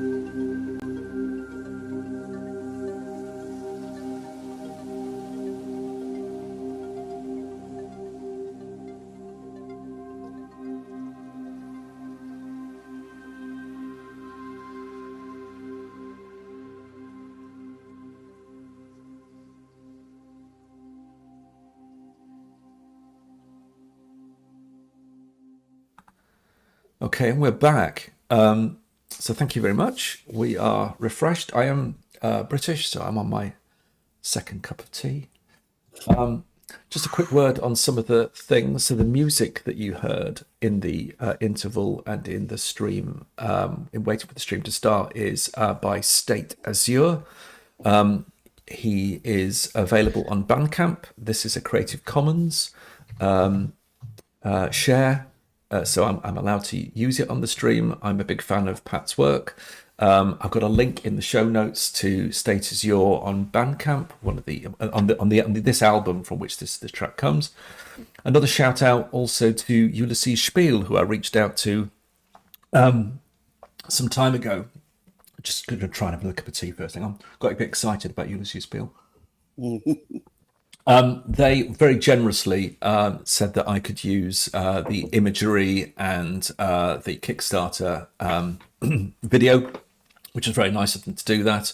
I've also had HDI reach out for a key, a Steam key for the computer game Emperor of the Fading Suns Enhanced, which I think a new version has come out on Steam literally over the past few days. So there's a great synchronicity.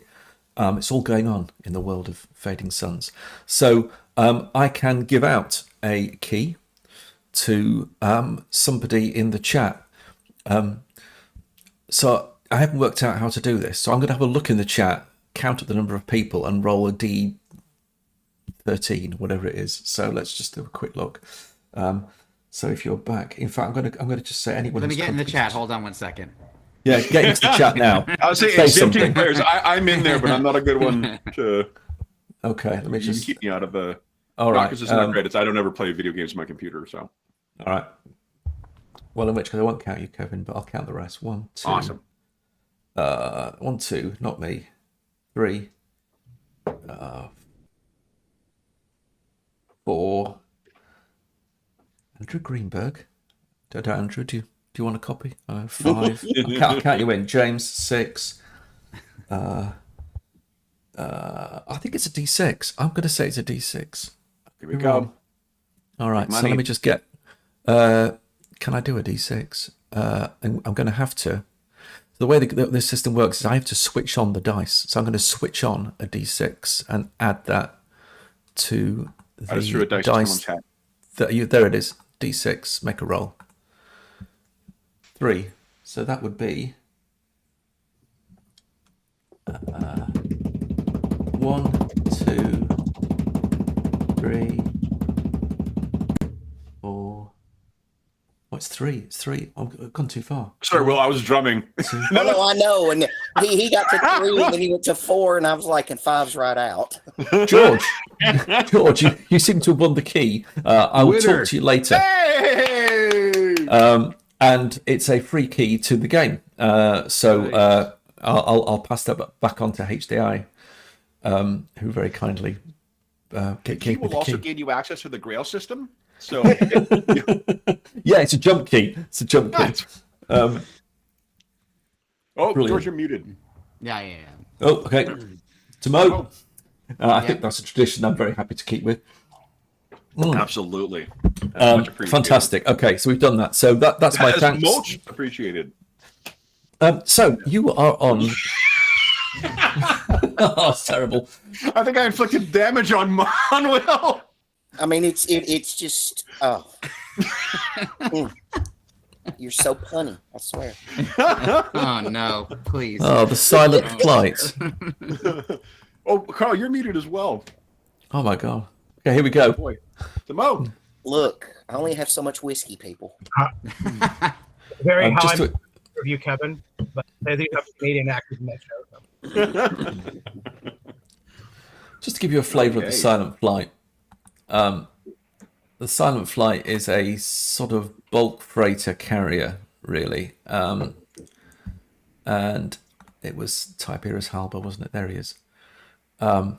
This is kind of an approximation. I think some of the internals will be a little bit changed. But this is the ship that you find yourself on. It's a hauler. It has a standard engine, which means that it takes a good 7 days to get from Grail to the jump gate. And then it's a question of kind of queuing effectively for the jump gate to cycle and refresh. And then it's a case of initiating the jump. The ship will have a jump drive and it needs a key. And look, clearly it's got both. And Captain Halber, I'll introduce you in a moment. The other thing to note about jump is that when the very first people undertook that perilous journey between jump gates, they encountered an experience whilst traveling through the jump gate, which became a movement, the Sathriest movement, and there was something about the transfer individually that affected people as they moved through the jumps, and it was a moment of profound revelation, almost I want to say ecstatic and profound revelation that said something very deeply about themselves or the world, and that became almost a movement. That's been thoroughly stamped on by the church, and quite right too. Kind of people sort of profoundly understanding things that aren't found in the Gospels. So, hey, we're the ones in charge of the nonsense bullshit. That's true. Yeah, I'm sure Decados dropped the Sathra damping fields, but there will be a Sathra damping field on this ship, as there are in all of them these days, or most of them, apart from Sathriest ships, where probably they're not there. So let's just say something about the experience of travel. Captain Tiberius Halber, so he welcomes you on board, I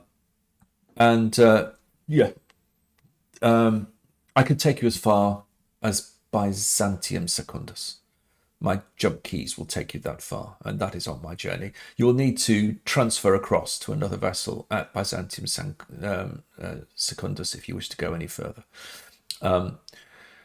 However, you're most welcome. I've got to say, this ship I'm doing a standard cargo run.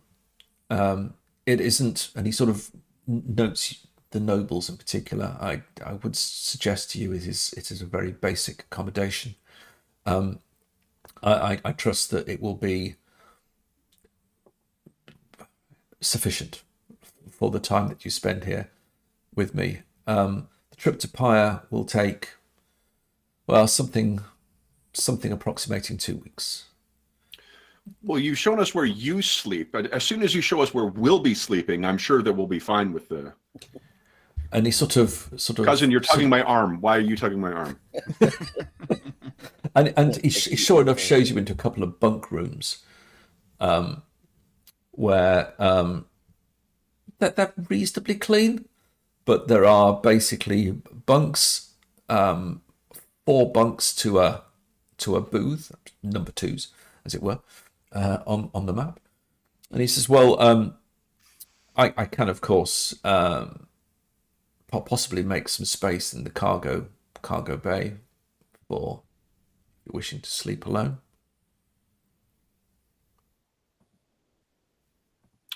Dominic, how long will it take you to clear space in the cargo bay for me?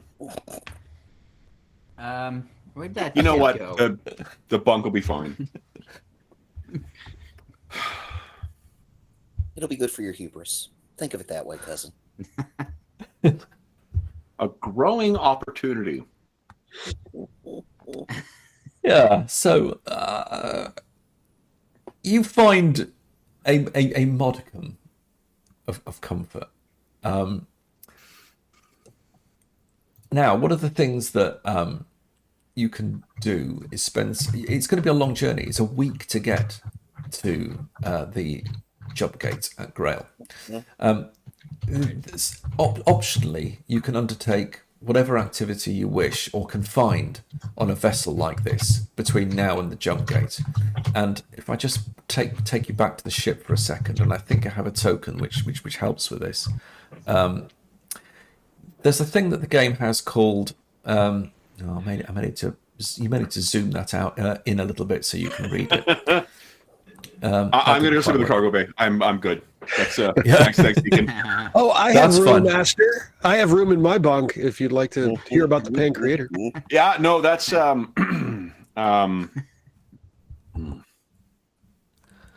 I me think I just have see if some can- head trauma to look into. You're saying something about turning the shield down. What, Let's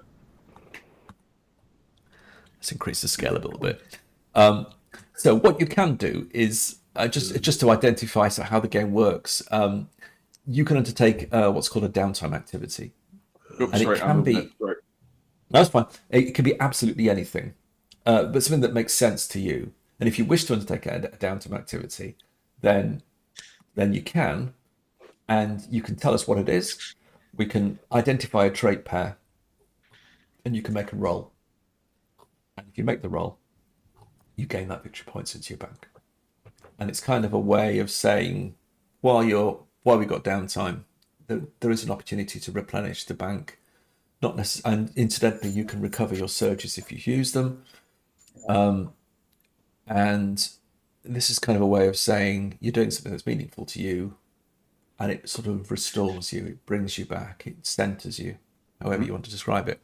Do our These are victory something- points persist? Do they ever expire in this session or no? Which, sorry? Victory points? If we had victory points? Victory points, if they're in your bank, they stay with you. Okay. And they, as far as I can tell, as I remember, they stay with you until they're spent. Okay. They're not like momentum in 2D20, whereas scenes go, they start to fade, and it's only a group thing anyway. This is just something. This is your inner reserves, which you can call on, and they stay with you. Nice. I may have got that wrong, but I think that's right. No, it sounds right from what I understand. Yeah, I believe you're correct. So, Deacon, So, I'm not interested in hearing about the Pancreator, but if you'd like to hear a little bit of music, I'm happy to jam on my electric lute, which I guarantee I've taken at least a week of lessons in. A week we said? So let me just get this right here. Hold on. So a perform an intuition test for them would be required. Let's do it. Do it. Let me come up. Let me get rid of this for a second. You carry on so we can see your roll. I'm assuming that one of the famous ballads of one of the second millennium's great bards, Russell Crowe, has persisted into this time. Definitely, yeah. Fantastic. I've got one of his lesser-known hits for you, Deacon. Let's just see how this goes. I do have a 9 in this total, so I'm sure this is going to be amazing. Nice. I'm sure. I rolled an 18. Oh yeah. Oh yeah. Well done. Well done. I think I've hurt myself with my electric lute. You heard something. Yeah. It's funny how if it is the hold you're in, that the door is quickly and firmly closed as you're mid-performance. And if the crew's superstitious, they may be looking askance on that caterwauling off that cargo. What are you torturing now? Indeed. Does anybody else wish to undertake anything? If not, that's fine. I'll meditate a bit. Yeah, meditation is absolutely fine. I could pop that back so you can maybe see that. And Focus that's and one of the faith. examples. Focus and faith. Yeah. See let's how you it. do.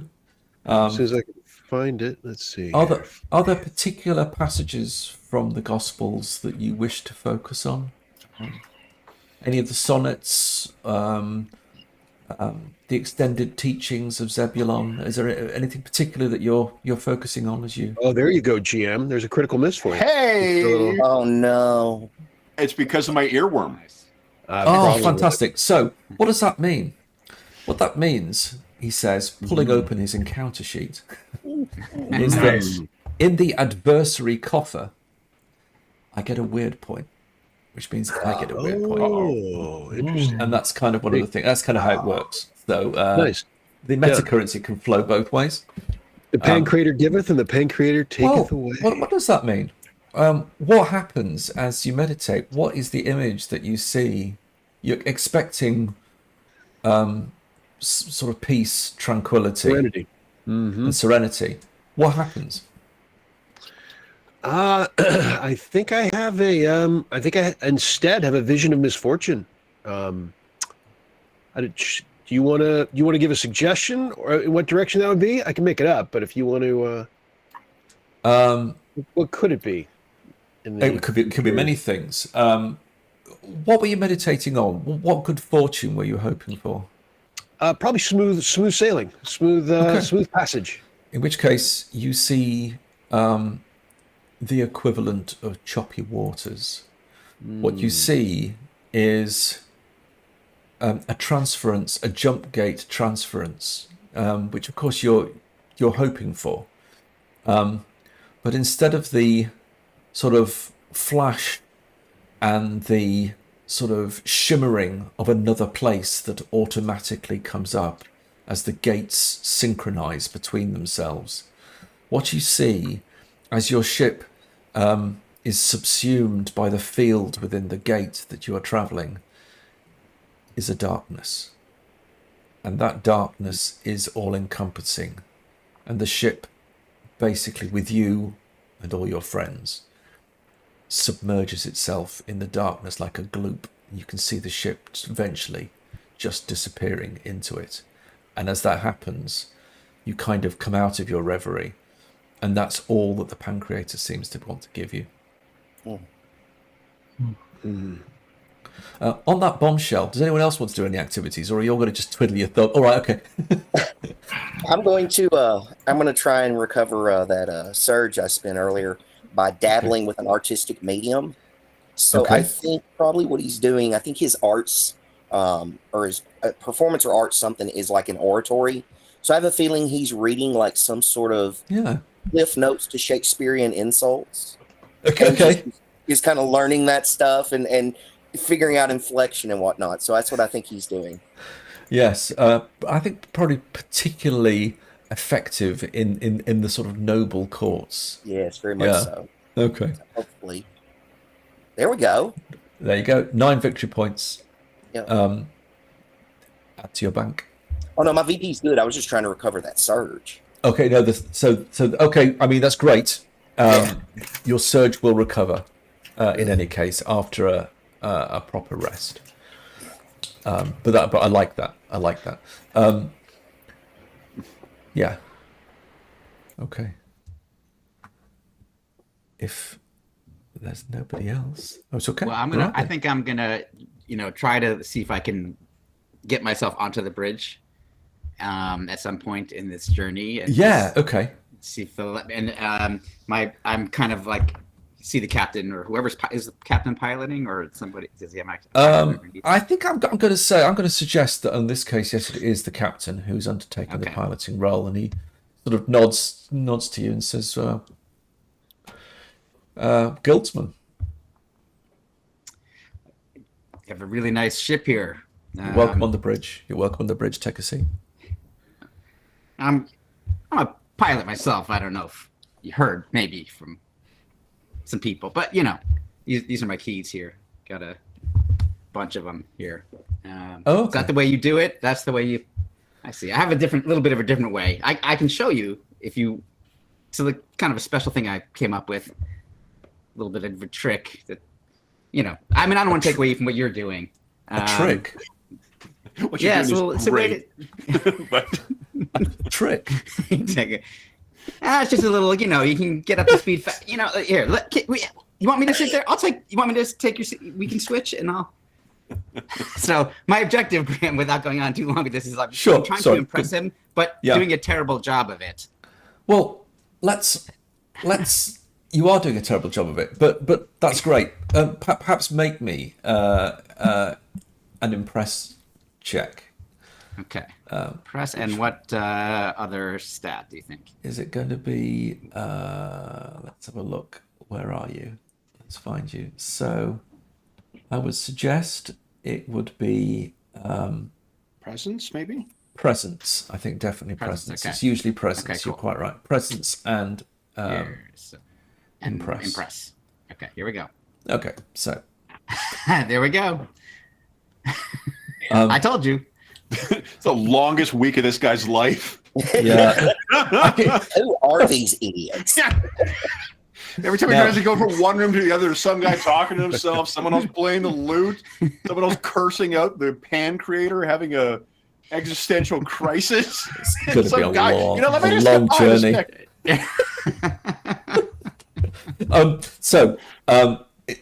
My fault. It's after the fact, but the things that you can do. I don't know if you've got a pool. Have you got any VP victory points in your bank at the moment? That's a great question. Let me double check. I think I have 10. Well, it says 0 out of 10, so that means 0 out I of 10. spent So, 0. so you've got 0. So one of the Okay. one of the conceits of the game is that it is a level game, in that you progress in levels, but largely what levels are like just sort of road signs to incrementing in various things. But some of the things that it does do with levels is quite interesting. As you go up in levels, the capacity of your bank increases. So the amount you can store, and therefore the amount you can spend, increases as you gain levels. There is a slight increase in things like vitality, but it's not like a bucket of hit point game. So there are just a number of things like that which the game does. So 10 is your current maximum at 3rd level. You currently look to have 0. I haven't been keeping track whether you've actually made any rolls at all, but I've made some rolls, but I don't remember what they were. okay, all right. Well, let's not worry too much. Yeah. So what he will do is he says, yeah, no, I see. Well, I have a co-pilot seat here. And it's like a learner driver, where there's like a second steering wheel, and he's just looking, wings. and he's just saying, "Oh, well, just okay, kid, show me what you got." I mean, I'm not usually a. Yeah. He's got his fat hand on like an override button, you know. Yeah. And like I don't usually sit in the co-pilot. Well, okay, all right. And so I'll sit there, and then I will go like in my mind, be like, I'm really gonna do something to impress him with my flying ability somehow. But I think he's just gonna tamp down on anything I try to do, because everything I try to do is something you should never do. I'm going to suggest that you make a roll, because Okay. actually, it's like Mad Mardigan. Really, you really are great. Oh, that's a good reference. You are great. Yeah, That's true. I'm not bad at piloting. you're a great pilot. Actually, Yeah. I mean, you may be cack-handed and social klutz, but you can pilot these damn starships. I'm going to say it's going to be, what would it be? Dex, maybe Dex and pilot. Okay. Dex. The difficulty, the resistance, apologies, habit, I'm going to say is negligible. I think this is just about showing what you've got. Okay, here we go. What I've got is my whole ass. And damn, Amazing. there's flies in here that are throwing off my ability to pilot. That's what it Did is. you log into Jeff's account when you were getting Apparently, I took over Jeff. Maybe that's for me on Play roll, Roll. yeah. That's yeah. Just for the fun of it, I'm going to suggest that the slightly unusual maneuvers that you suddenly, and I would suggest violently, introduced into the flight pattern was actually more than the silent flight's inertial grav dampeners could cope with, and they tried to compensate for your maneuver. And indeed, the captain was a bit slow on the override button, so he didn't quite get there in time, which means that in classic Star Trek fashion, you're all suddenly thrown about quite something. How well you respond to this is kind of up to your roles. If you could all make me a Dex plus, oh gosh, let's find a suitable. Graham, if I might invite something for you, you want to Please. take advantage of my trouble magnet? Make things worse for us? Oh, do share. It's a trouble magnet. Hold up here. I cannot read the card. Once per scene, I can ask for trouble when someone else is the sole target of an attack, and you're nearby. Oh, never mind. This is me getting in the way. Okay, all right. Oh, ignore it. I don't want that. No. I'm going to suggest you need to keep focused. I'm going to say it's Dex and focus. Dex and focus. Okay.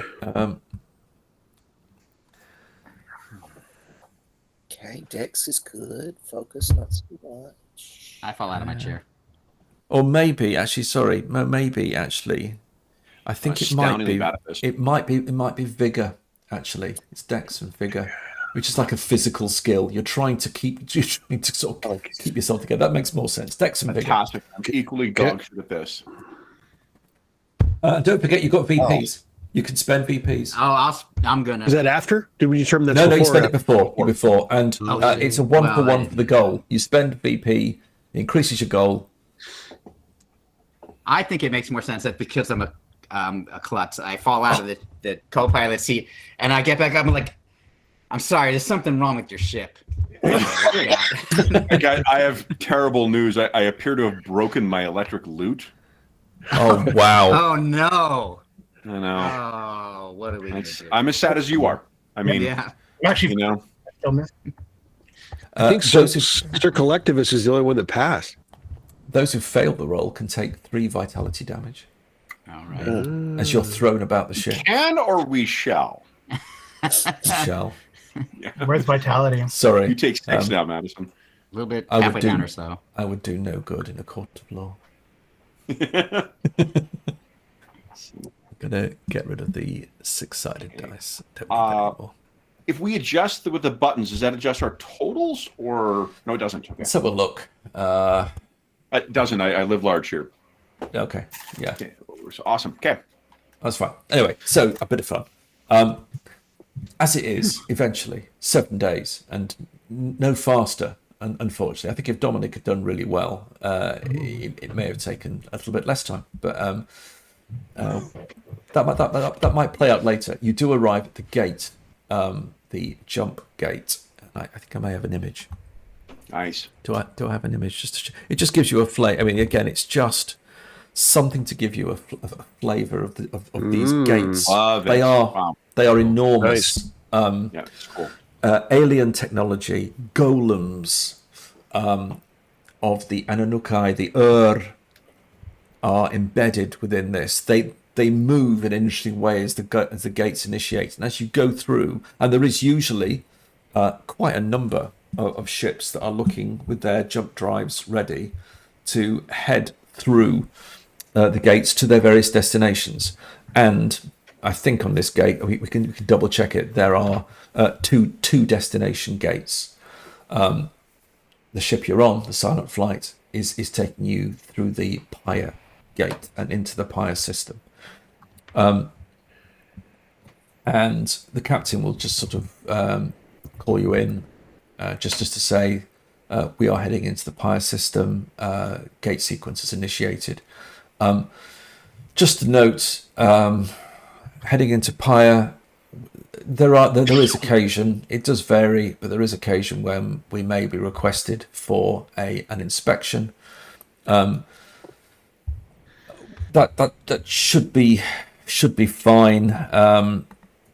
I'm sort of fairly used to these inspections. They do happen quite frequently.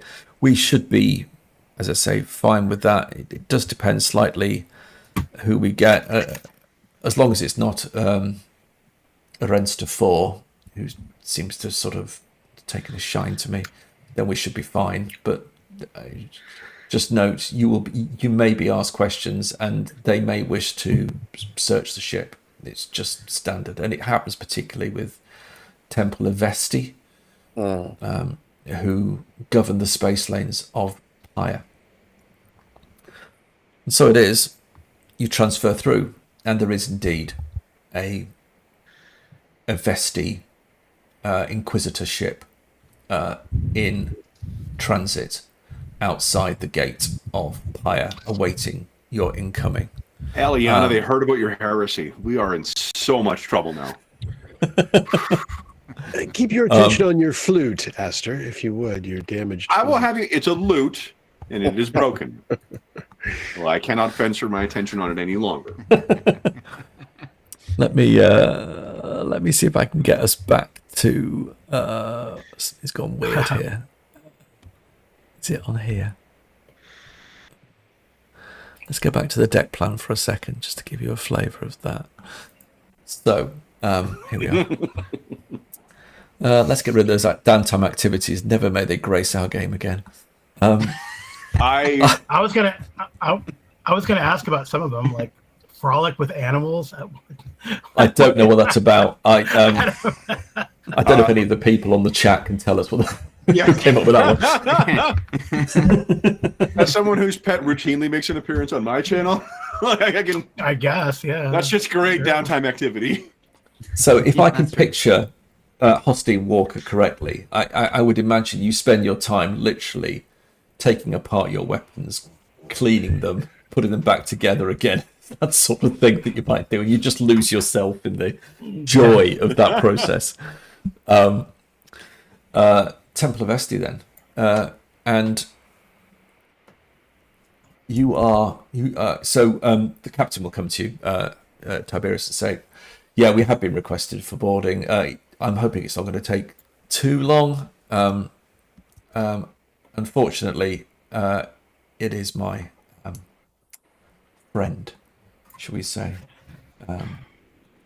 So, goodness knows, she's keen." So, Dominic, you've managed to pick a pilot and a ship that has no private quarters, that has broken bunks, that broke my loot, and now will subject us to investigations. The friend you had on Grail, is she looking for work? Look, what happened was, so, I have to go to the bathroom. I'll be right back. Hold that thought. I will wait here. I never come back. No. Standing around trying to put my loot back together. Right. Sorry, Graham. No, it's fine. So what you can see is the Inquisitor raider bearing down on your ship. It occasionally belches unnecessary gouts of maneuver drive flame as it heads towards you, searing towards you, and then docks. And there is and then you are boarded by, well, Deacon Ernessa 4 and about 5 brother flames who you can see on the image just here. These are Avesti Inquisitors, really. They carry flame guns. The Avesti are incredibly pious. They take the view that if you're struggling to find the reflected light of the pancreator in somebody, you can burn it out. And they have been known to do that. They are probably one of the most feared sects within the church. And they're doing, as they see it, a necessary job, because there is darkness between the stars. There is antinomous forces that need to be held in check. And often it is Avesti that find this and either deal with it or maybe pass it over to Brother Battle or something else. I think I've read one of their scriptures. It's that when you have a hammer, every problem looks like a... How does that go? Exactly Yeah. so. So let me just close that off, and let's bring her. Let's bring her to the fore. Yeah, agreed, cousin. We slowly push Eliana forward. Oh, yes. I'm sure it's perfunctory. I'll place a broken loot in her hand, and then... There she is. And she comes forward, and she says, Captain, pleasure to see you again. I trust everything is in order. Your paperwork has been kept up to date. Of course, Ma'am. My books are available to you. And your think machine. How careful have you been with that? She sort of looks around at you, and she sort of, perhaps her eyes are light maybe to Dominic. And she says, Charioteer. Have you had recourse to have any experience of undertaking any starship operations while on your journey? And she looks at you closely. I never. I sat in the co-pilot seat for like 30 seconds. That was it. He was watching me. I see, she says. Impress and presence, know the false heart. So she, Deacon Eliana, you can feel a ripple of theurgic magics, of the theurgic rites, just start to ripple around her hand as she lifts it up. And she sort of lifts it as if it's like a rippling flame. And around it you can sense a theurgic ritual is underway.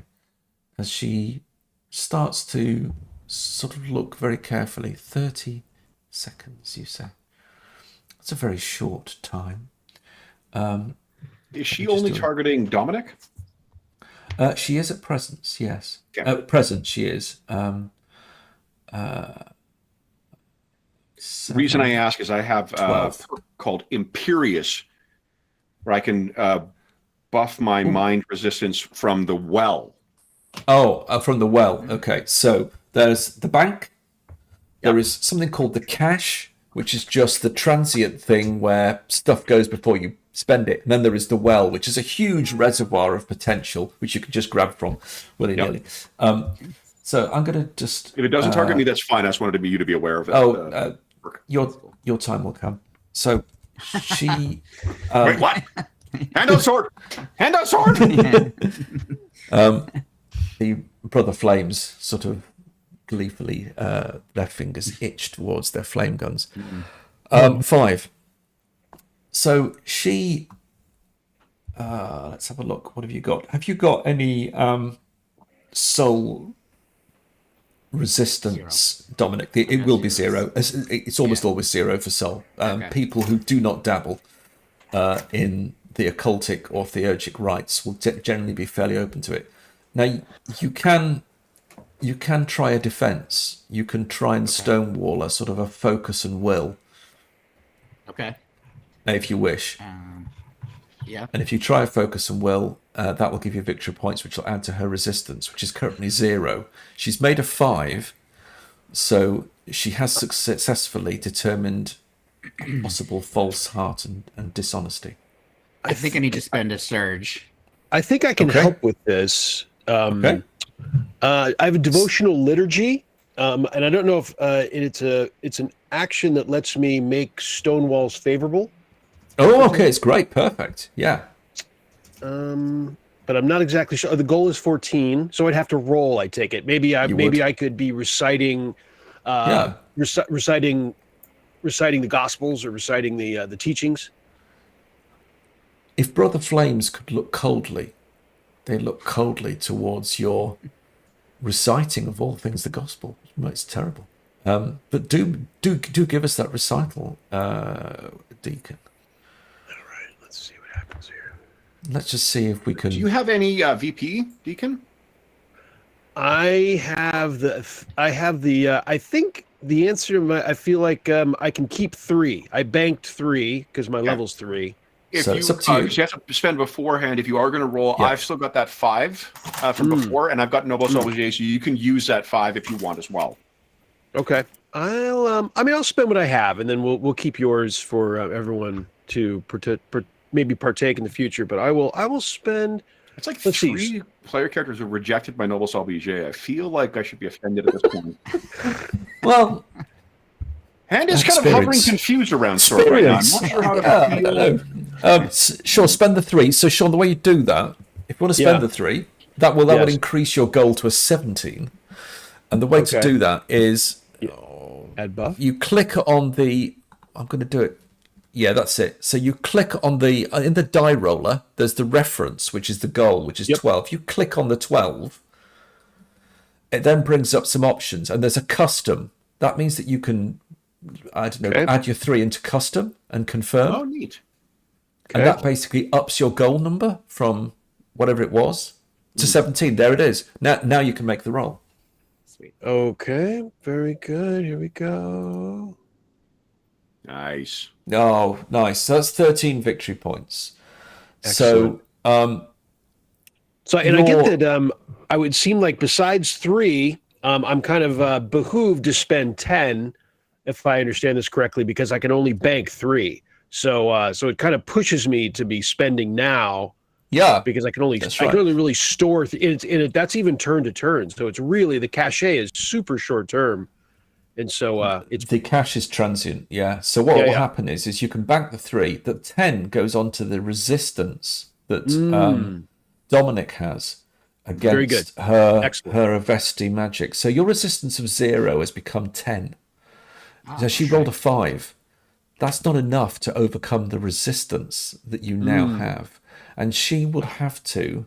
Well, either you can try and bolster that, Dominic, by yourself undertaking a stone wall, and you can try that if you wish. Yeah, sure. I think so- I would try that. I don't really know what's happening. I'm not sure that I'm not aware that the deacon necessarily is doing No, that's true. doing Yeah. anything to me. So I think I would be doing it, and if that works together, great. I did spend 1 surge, so I do want to add 3. So I'm going to go in here and put 3 into the custom. and my success would make his stonewall favorable. Just to remind, Oh, it's favorable. Oh, that's awesome. favorable. Okay. How do I? Is there a way to accommodate a favorable roll? It is indeed. All you Roller? do, Okay. all you do on the dice roller, is if you can see on the add to roll, there's a D20 there. If you click on that, Yes. it adds another Okay. D20 into your pool. Oh yeah. Oh, Cool. All right. There Here you we go. go. You're now going to roll 2D20. Let's see how you do. There you Nice. go, 10. You Okay. take the favorable one, and that's Right, because, and so your resistance is too high. So what happens is a combination of your sudden realization you're being overwhelmed by some theurgic rite, but then there's a calming and soothing mantra that comes from Eliana, which kind of just takes out the flame. And she sort of looks for a moment and says, very well. But I would want to have a discussion with your think machine, Captain. I wouldn't want to think it's... I take it the protocols that you undertake in it are within temple guidance and tolerances? Oh, of course, he says, of course. Very good. And I see we have House Decados here.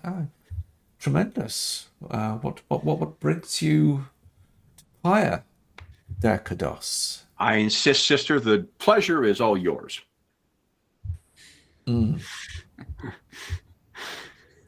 Yes, I suspect it probably is. She says.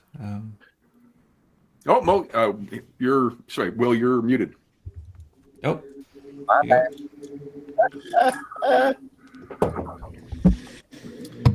I think I'm going to try and get her before she can get me. I think I'm probably going to try and charm her or something. Now you're a Okay. freaking cousin. Okay. Let's go with, let's see, where is what I'm looking for? Here we go, influence attacks. Think he's probably actually going to try and befriend her.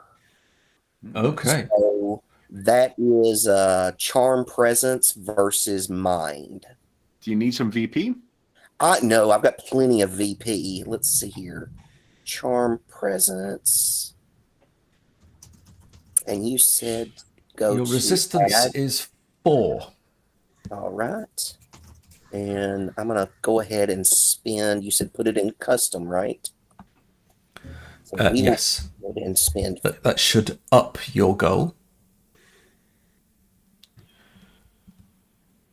Oop, Oh, have we lost Will? Returning. she got Uh-huh. it. Sister got it. Yeah. Boom. sword comes out. Man. Oh, Instead man. of- Instead of hitting Oh, He's oh. He's okay. 5, He's I okay. hit F5. Yeah. And F5 is a refresh. So it's Note to self. Note to self. yeah. That Throw him F at the means keyboard and something. chair. It doesn't mean for 5. No. Let's see. So there's that. So let's go and try this one more time with feeling. Excellent. All right. There's the 5. Yay me. So I click confirm, and I am ready to roll. Bam. It's a 3. Oh, fair enough. It's a winner. So it's a success. Mhm. Yep. But so the interesting thing about the game is that you have to succeed, then you have to beat the resistance, and then you get an outcome. Right. So her resistance is 4. Your success is 3. So you do not overcome her resistance straightforwardly. Isn't On his the success roll. 8? His Yeah. success Oh. plus 5 equals 8. Yeah, It looks like you rolled 2 d20. Is that right? Is it I 5 did. one of those? I shouldn't have. What's the 5? The Is the 5 an 5 increase is to your goal? how much victory points I spent from my bank. Oh. Yeah. So was that the 14 goal? was the goal. Yeah. Yeah. I rolled a 3 and added 5. Yeah, that's yeah, an gotcha. 8.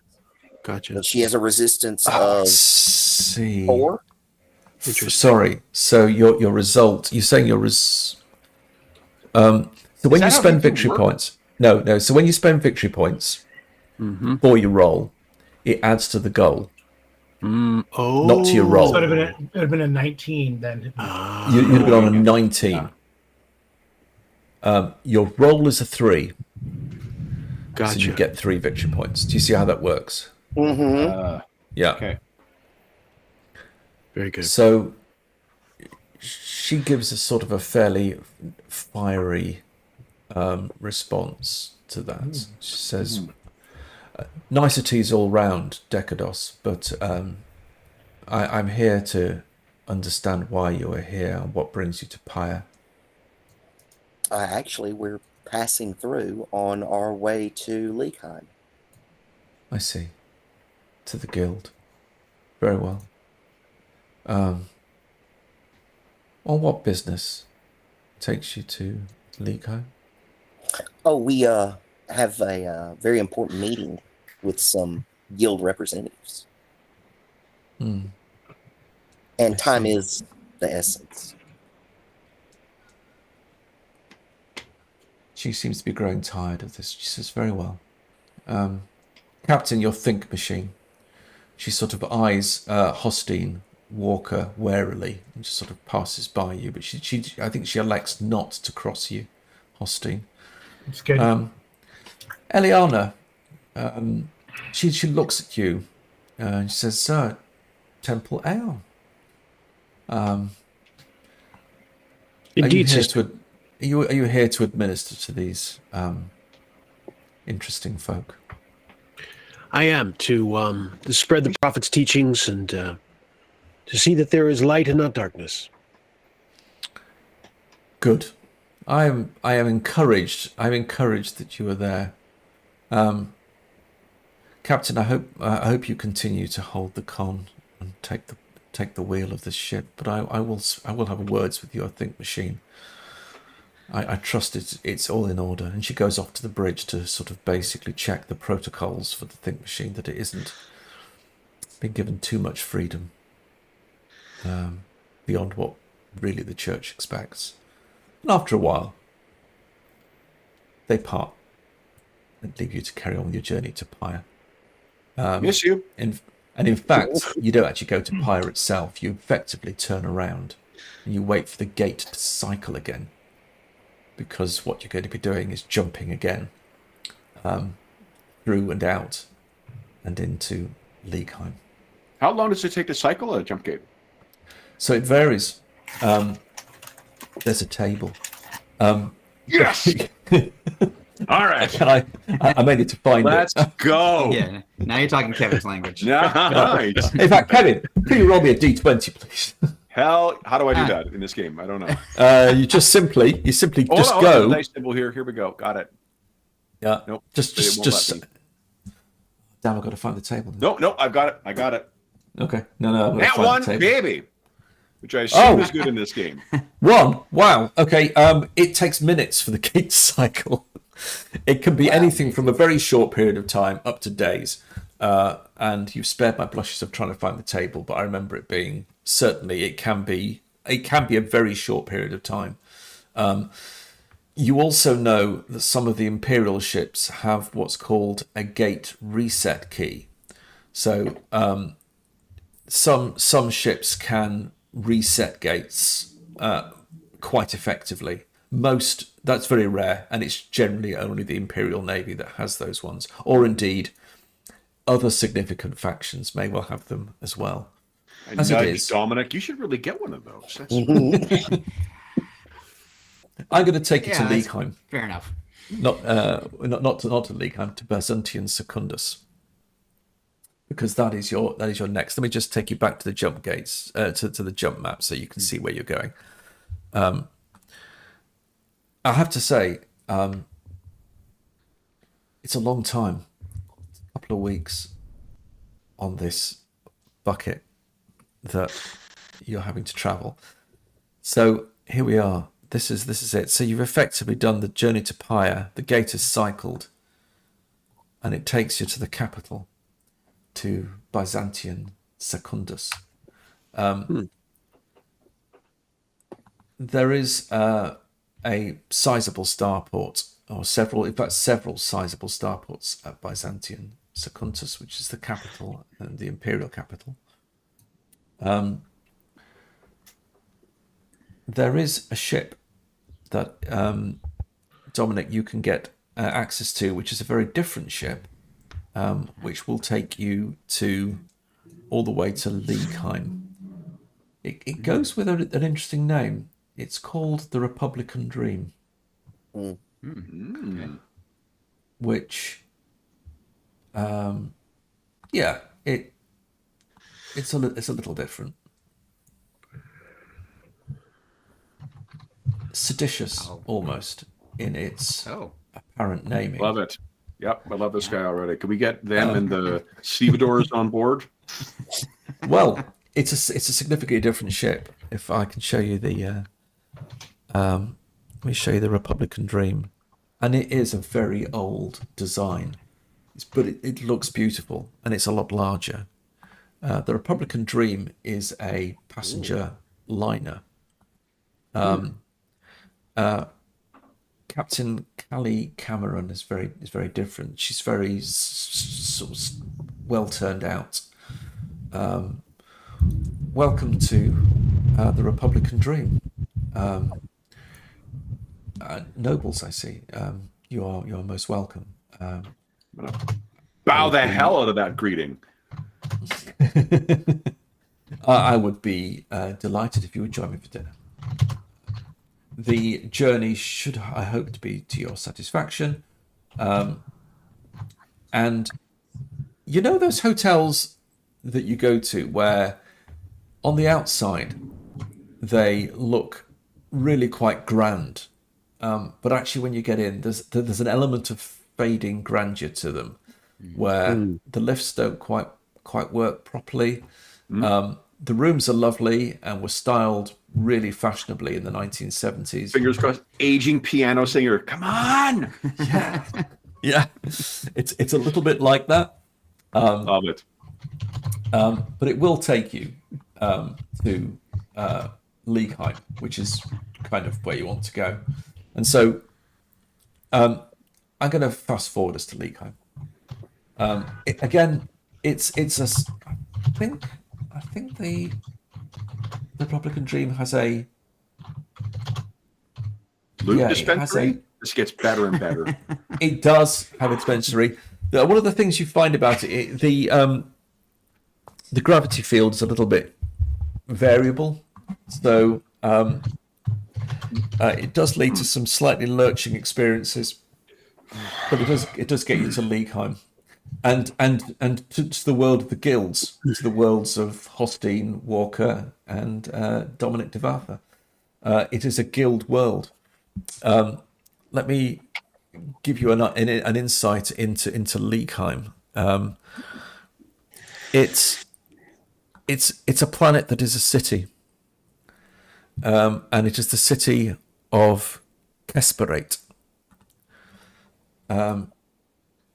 And it is a city that fills the planet. So you're in a place which is a labyrinth of guild structures, The buildings, looks of things, I'd districts. say it landfills the planet. It landfills the planet. I like that. It absolutely does.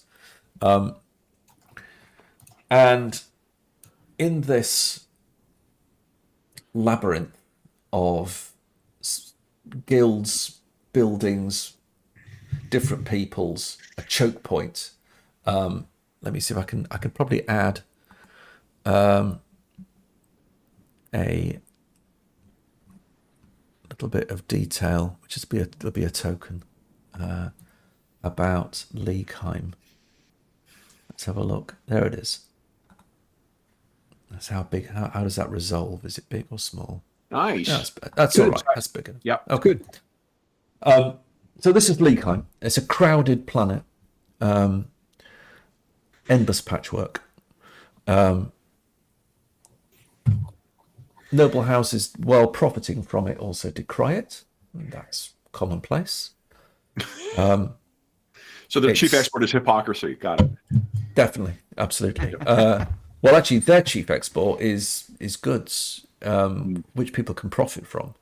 But yeah, the church doesn't necessarily approve it. There are, it's said, no serfs at all on Leagueheim. Everyone is free, quote unquote free, and free from, well, noblesse oblige, arguably, or perhaps soon not to be. But a technological wonder, and therefore suspicious. The church would be suspicious of it. And care is still taken because Pyre is not far away, and neither are the Avesti. Having said that, it is a groaning, large metropolis, and here, in this haystack, I don't need to find a needle. Oof. So Dominic, Hostine, your home seems nice. Oh, thanks. Any thoughts on how we go about finding Messieurs Sharp and Dwayneson here? I think Dominic had a better. I think Dominic had a better lead on Dwayneson, right? I think that's the deacon. Deacon, you got some leads for us? The deacon had. Let's see. Yeah, Dwayneson. There's more information. There's more information on there's more information on Dwayneson. I'm not sure about a lead, but there's more information. The Charioteers Guild on Leagueheim maintains records that should help uncover the ship's fate and maybe even its current position. Mm-hmm. That's why I wanted to come to Leagueheim. Would that be the guild that would have those records then? Or Yeah, the is it like a port authority Charioteers Guild should have them. So that would be all Dom all the time. Yeah, I got this. No problem. Right. You've done smashingly so far, darling. You want me to smash them? Wait, what? No. Yeah. A single tear for the loot. Right. My child, the pancreator will provide. There'll be other instruments. You know, I've always said you're a good egg, Eliana. Mm-hmm. I'm just checking your capabilities, Dominic. So let me just describe something else to you. It's another layer to the game, Okay. which I guess you can lean on as much as you want. The way the game works is I said everything was a trait pair, a characteristic and a skill, and that's true. However, let's just take something like shoot as a skill. Now, shoot as a skill basically covers you shooting things, which is fine. I mean, and if you've got a high skill in shoot, you're good at shooting things. That much is straightforward. However, shooting a handgun or shooting a starship ordnance is a very different kettle of fish. And although you still use shoot, to be effective using that skill for different things requires a capability. And a capability is a binary thing. You've either got it or you haven't. The way it works is if you have the capability that's required, you can make the roll. If you don't have the capability, you can make the roll, but it's unfavored. Oh, That's kind of how the game works. Now, okay. I'm not leaning too heavily on capabilities, but capabilities can often tell you something about particular areas of expertise. So knowledge, technology, those sorts of things. They sort of give you not so much an edge, but it's almost like it gives you permission to be able to try things particularly effectively because you have the capability. It doesn't stop anyone doing something. It just means that Right. you know, you kind of have got that. So I noticed, for example, Dominic, you've got knowledge charioteers, homeworld. You've got known worlds, jump web, shipboard operations, all these sorts of things. We can make a narrative case for those helping in understanding how you're going to track down, either through formal records or otherwise, the Dancing Light and its crew. That makes sense. I think I would know if you have a ship that's at this point in the jump gate web, the likelihood of where it might go from there, it would be this, and then you factor all that through, and it kind of might give you some sense of where to look anyway. Yeah, exactly. Yeah, cool. So I definitely would like to try to. Yeah, I think my objective is to try get access to a computer system to try to start looking into the records. And you've got tech law as well, so you're well placed. So could you perhaps make me a test? Sure. What should we make? What should we make that? I think. I mean, there's a variety of ways you can do it. I'm happy to take your view. There is something about you're trying to find things, so it's maybe perception based. Okay. Yeah. And what else do we have here?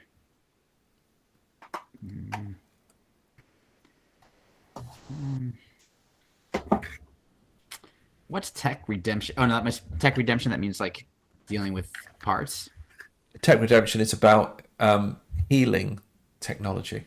Oh, I see. Yeah. Okay. Fixing it. All right. Hopefully, I wouldn't have to do that. It depends how you're trying to do it. If you're trying to sort of find your way, it could be perception plus observe. If you are trying to tap contacts, maybe, then it might be something like impress. I think I'm usually better by myself, Okay, so that when things go wrong, nobody's there to see it. sure. I'm gonna go with perception and observe then. Okay.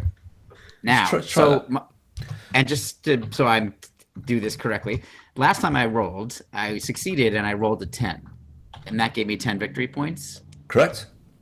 Okay, so I can then spend some victory points now if I wish. You can. Okay, I'm gonna spend 2, so I'm gonna take some off my bank here. So that and should I'm gonna put them so into you the custom.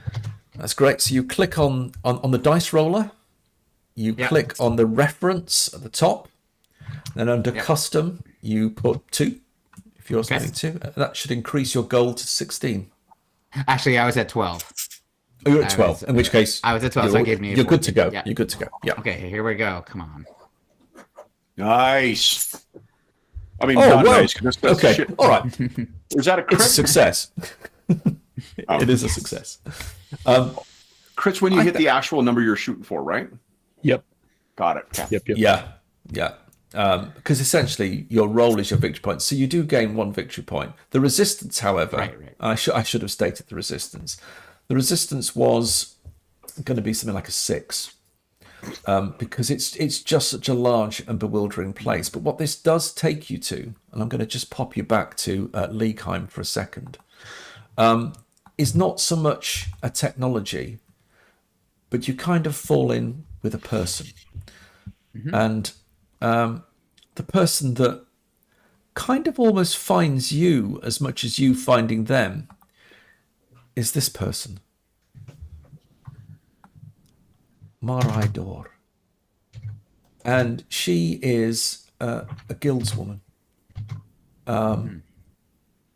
She's actually of a guild called the Scravers, which is a different guild. there's some discussion about what it is the Scravers actually cover, but she's a connection point. So, Devatha, let me give you some advice. I've been here many, many years. You're seeking something. That's fine. But finding things here is almost by design, I would suggest, difficult. There are many routes, too many routes. But if you have the contacts as I do, I can perhaps find you what you need to, for which you are seeking. There are risks, because when I find things, I put word out to my contacts, who put word out to their contacts, and so the web goes. But that is the way to find things in this place. You could try, of course, the formal authorities, and that will, without any doubt, bring the attention of whichever guild you go through. You may or may not wish that. I have many, many contacts, and maybe I could start your search, if that is what you wish, and if you can pay. Well, actually, it's my question is, can I pay? You can. We do. You Okay. can. That all makes sense to me. Thank you for the information, the hot tip. Absolutely, we'd love to pay you for your time. I jokingly said to you that she's the local wallet inspector, and you're like, yes, and here's, you think you'll find everything in order? Fantastic. Exactly. Dominic comes back with a fucking barrel around his chest. Nothing else on. Yeah. I got these magic beans, though. Oh no, not the beans. Not the beans. All right. So, Hostine, you said you're from here, right? I definitely pay her, and then I feel like I should go back and, or I don't know where my companions are at this point, but I want to make sure that they become aware of the deal I just have made. Okay. And I'll convey the information she told me to. Okay. I'm going to assume that you've found lodging. There's endless places that will sell you places. It's reasonable enough. It's sort of effectively like a sort of 3-star hotel, 2-3-star hotel. So it's just a place that you can keep your things. She will scurry away. Does anyone else want to do anything while this apparent contact is going off and going to her contacts? Are there local? You said there's not nobles here, are there?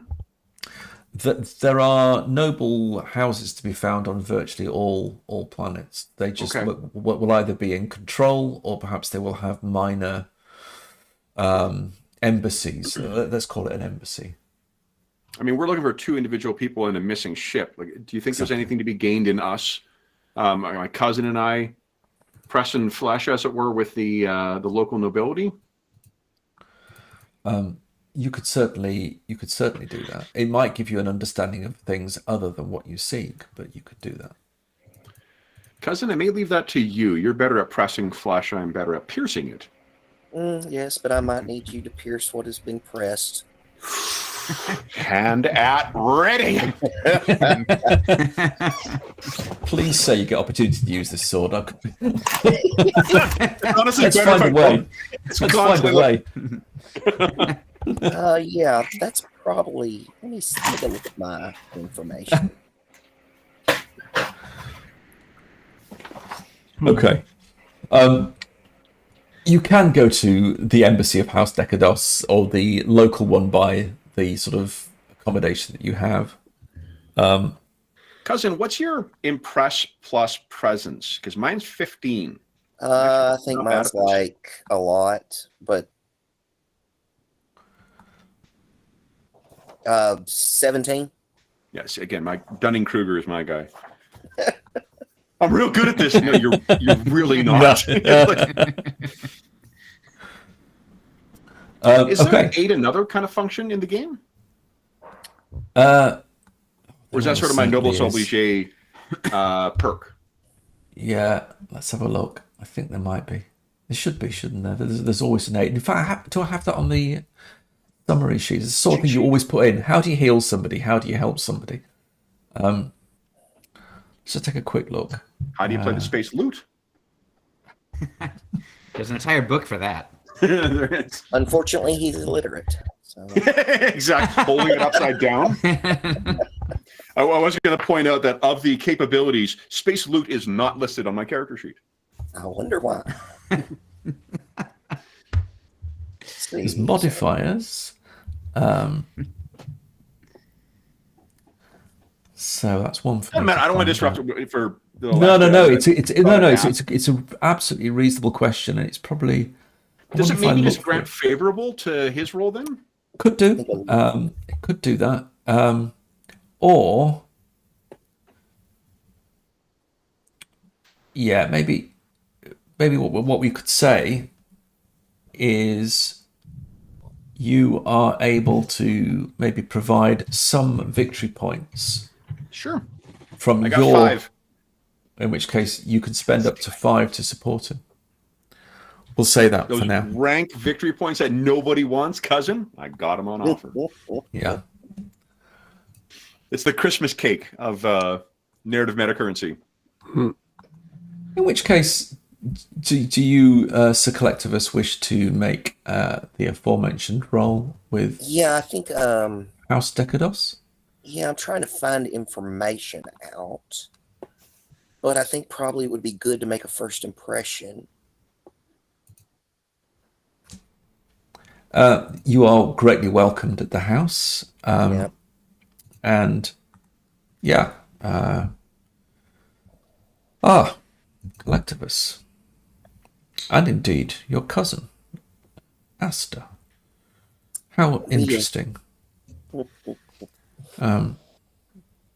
Lord Fulham will see you. He will be interested in your dealings here, I'm sure. You enter a chamber and there is Lord Fulham. He is a significant and high status noble within House Decados. He sort of turns to you and looks rather bored and says, What kind of action is it to adjust my culver? yeah. This is what brings you to House Decados if you come to aid our cause? Indeed. My cousin and our associates are on planet looking for information on a possibly lost starship. They can get very lost, you know. Indeed. Sometimes by accident. So, we can assist. What is this ship? Is it some opposing noble house? No, my lord. Something My cousin is being falsely or perhaps unnecessarily modest. He is in service to a great baron from Grail. And in service to this baron, he has been asked because, and I believe I quote verbatim from him, none other than collectivists could achieve and locate this missing ship, which he promises will bring nothing but profit and prestige to House Decados. Did I misspeak? Very good. Baron? No. The Baron's words, collectivists? I tried to listen carefully. I'll keep my hand on my sword. How about your mouth, cousin?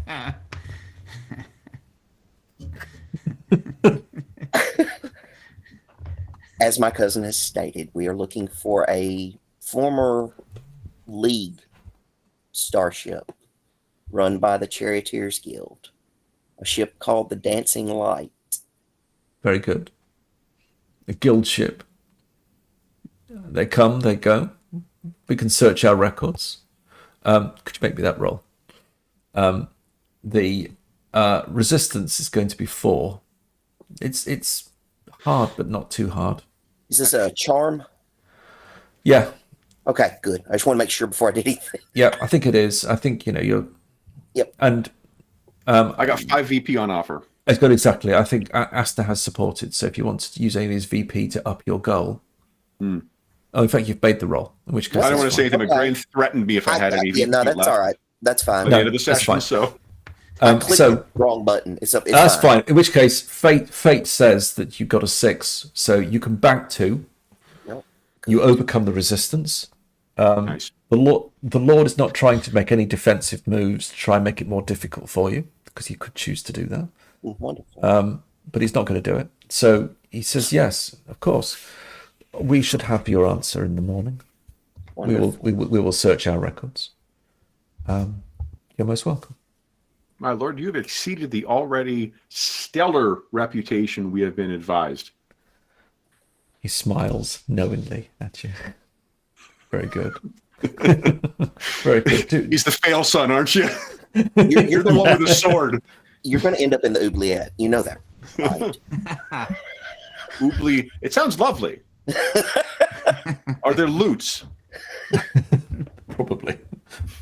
Yeah, nothing. No. So, time is slightly against us, gentlemen. So, I think probably a combination of.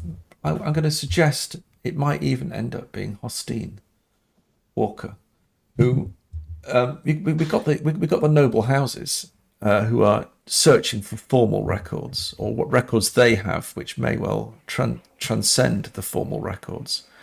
But at the end of the day, Hostine, your customary work of the bars has cropped up somebody who seemed to find you, old Maxwell.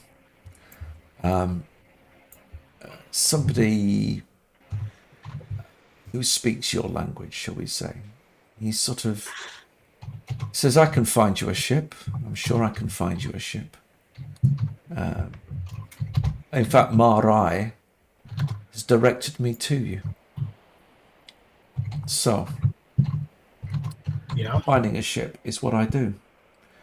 A lost ship, a ship that hasn't been around for some time. I think that's well and truly in my gift. So, Sharp, Captain, and he will relay information. I'm suggesting he sort of relays it to all of you. Yeah. And he sort of brings you back, and it's probably after a drink or two and a discussion of perhaps your past service. And he's a little cagey about his. I've been on Leagueheim a while now. He says, I know. Also the way trying to it help- works. Trying to help Deacon Ileana be more social. Yeah. It's a great place. It's a great place to proselytize, Deacon. Yeah. I agree.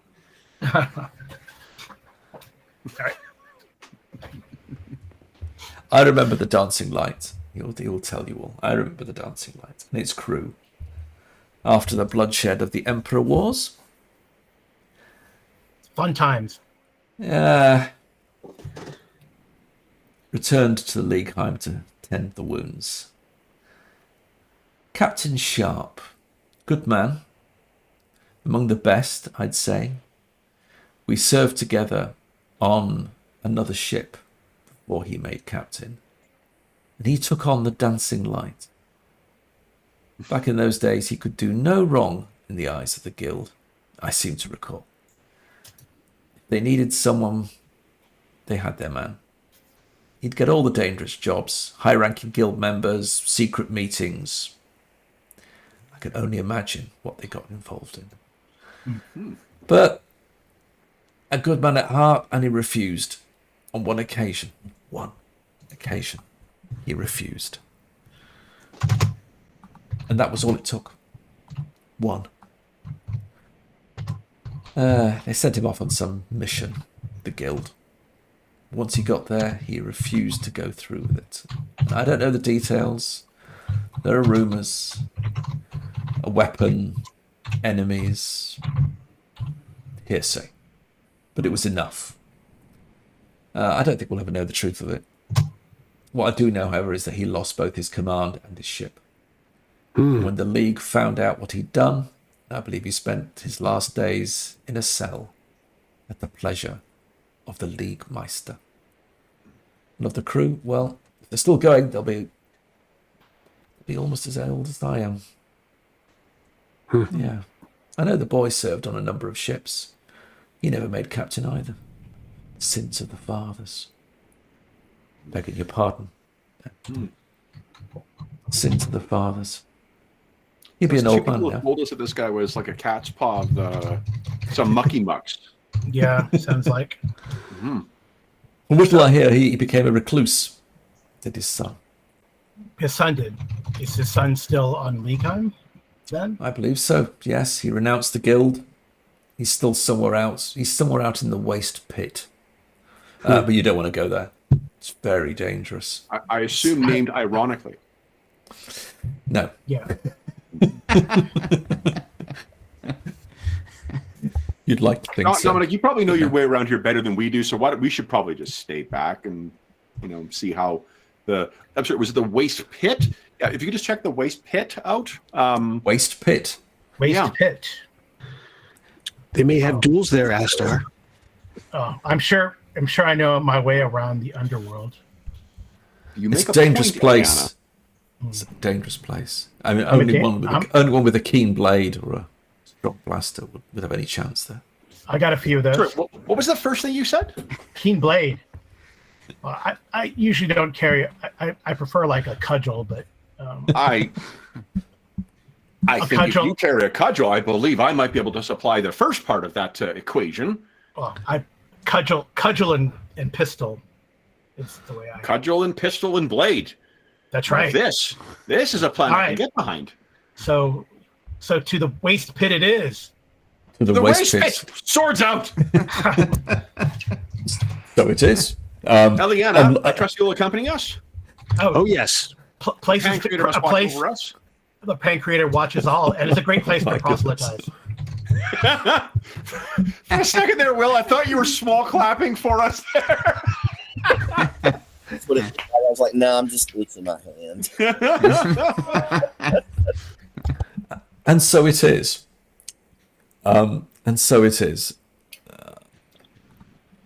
It's great that Hostine and that Walker guy were both smoking cigars. In their pictures. Here we go. Yeah. This is where we have to part our ways. See, it doesn't look so bad. No, it could have got. It's called the waste pit. It's in fact this is kind of on the way, but it's it is an out of the way part of Leagueheim. It's secluded from the prying eyes of guild, noble, and probably the church. Does the Pancreator's light find its way? Is it reflected at all in the waste pit? Probably not. Seems a bit dim. Seems a little dim. Are And you guys talking about me? No.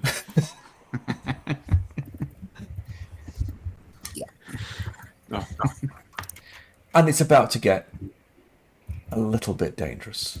And so it is. And at this point, I think we're going to call a halt to proceedings because we are pretty much out of time.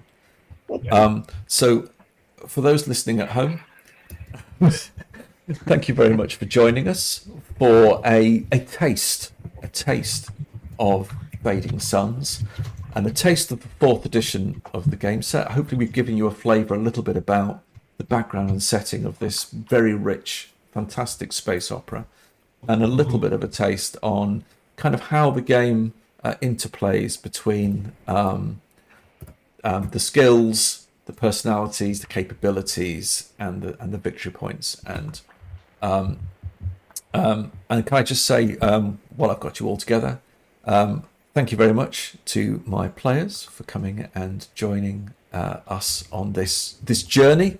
And it's been great to actually give this game a bit of a go. Well, thank you so much for putting Yeah, so much that's work really in to good. get this ready for us too. Yeah. Creating Yeah, the it was a sheets blast. and setting up the game and Yeah, Yeah, thank you. communicating a not uncomplicated game to us too. So thank you very Right. much, Graham. It's a Yeah, pleasure. So, to those who are watching, I hope you've enjoyed it. Keep your eyes peeled. I may well be doing some other live streams in time to come.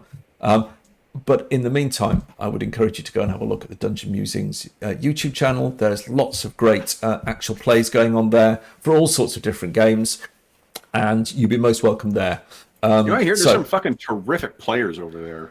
There Yeah. are some very cool. there's a few. Well, but thank you very much to those of you who are watching, and for those of you who are watching, I will just say a very great thanks to you for watching and spending some time with us. And goodbye and see you soon.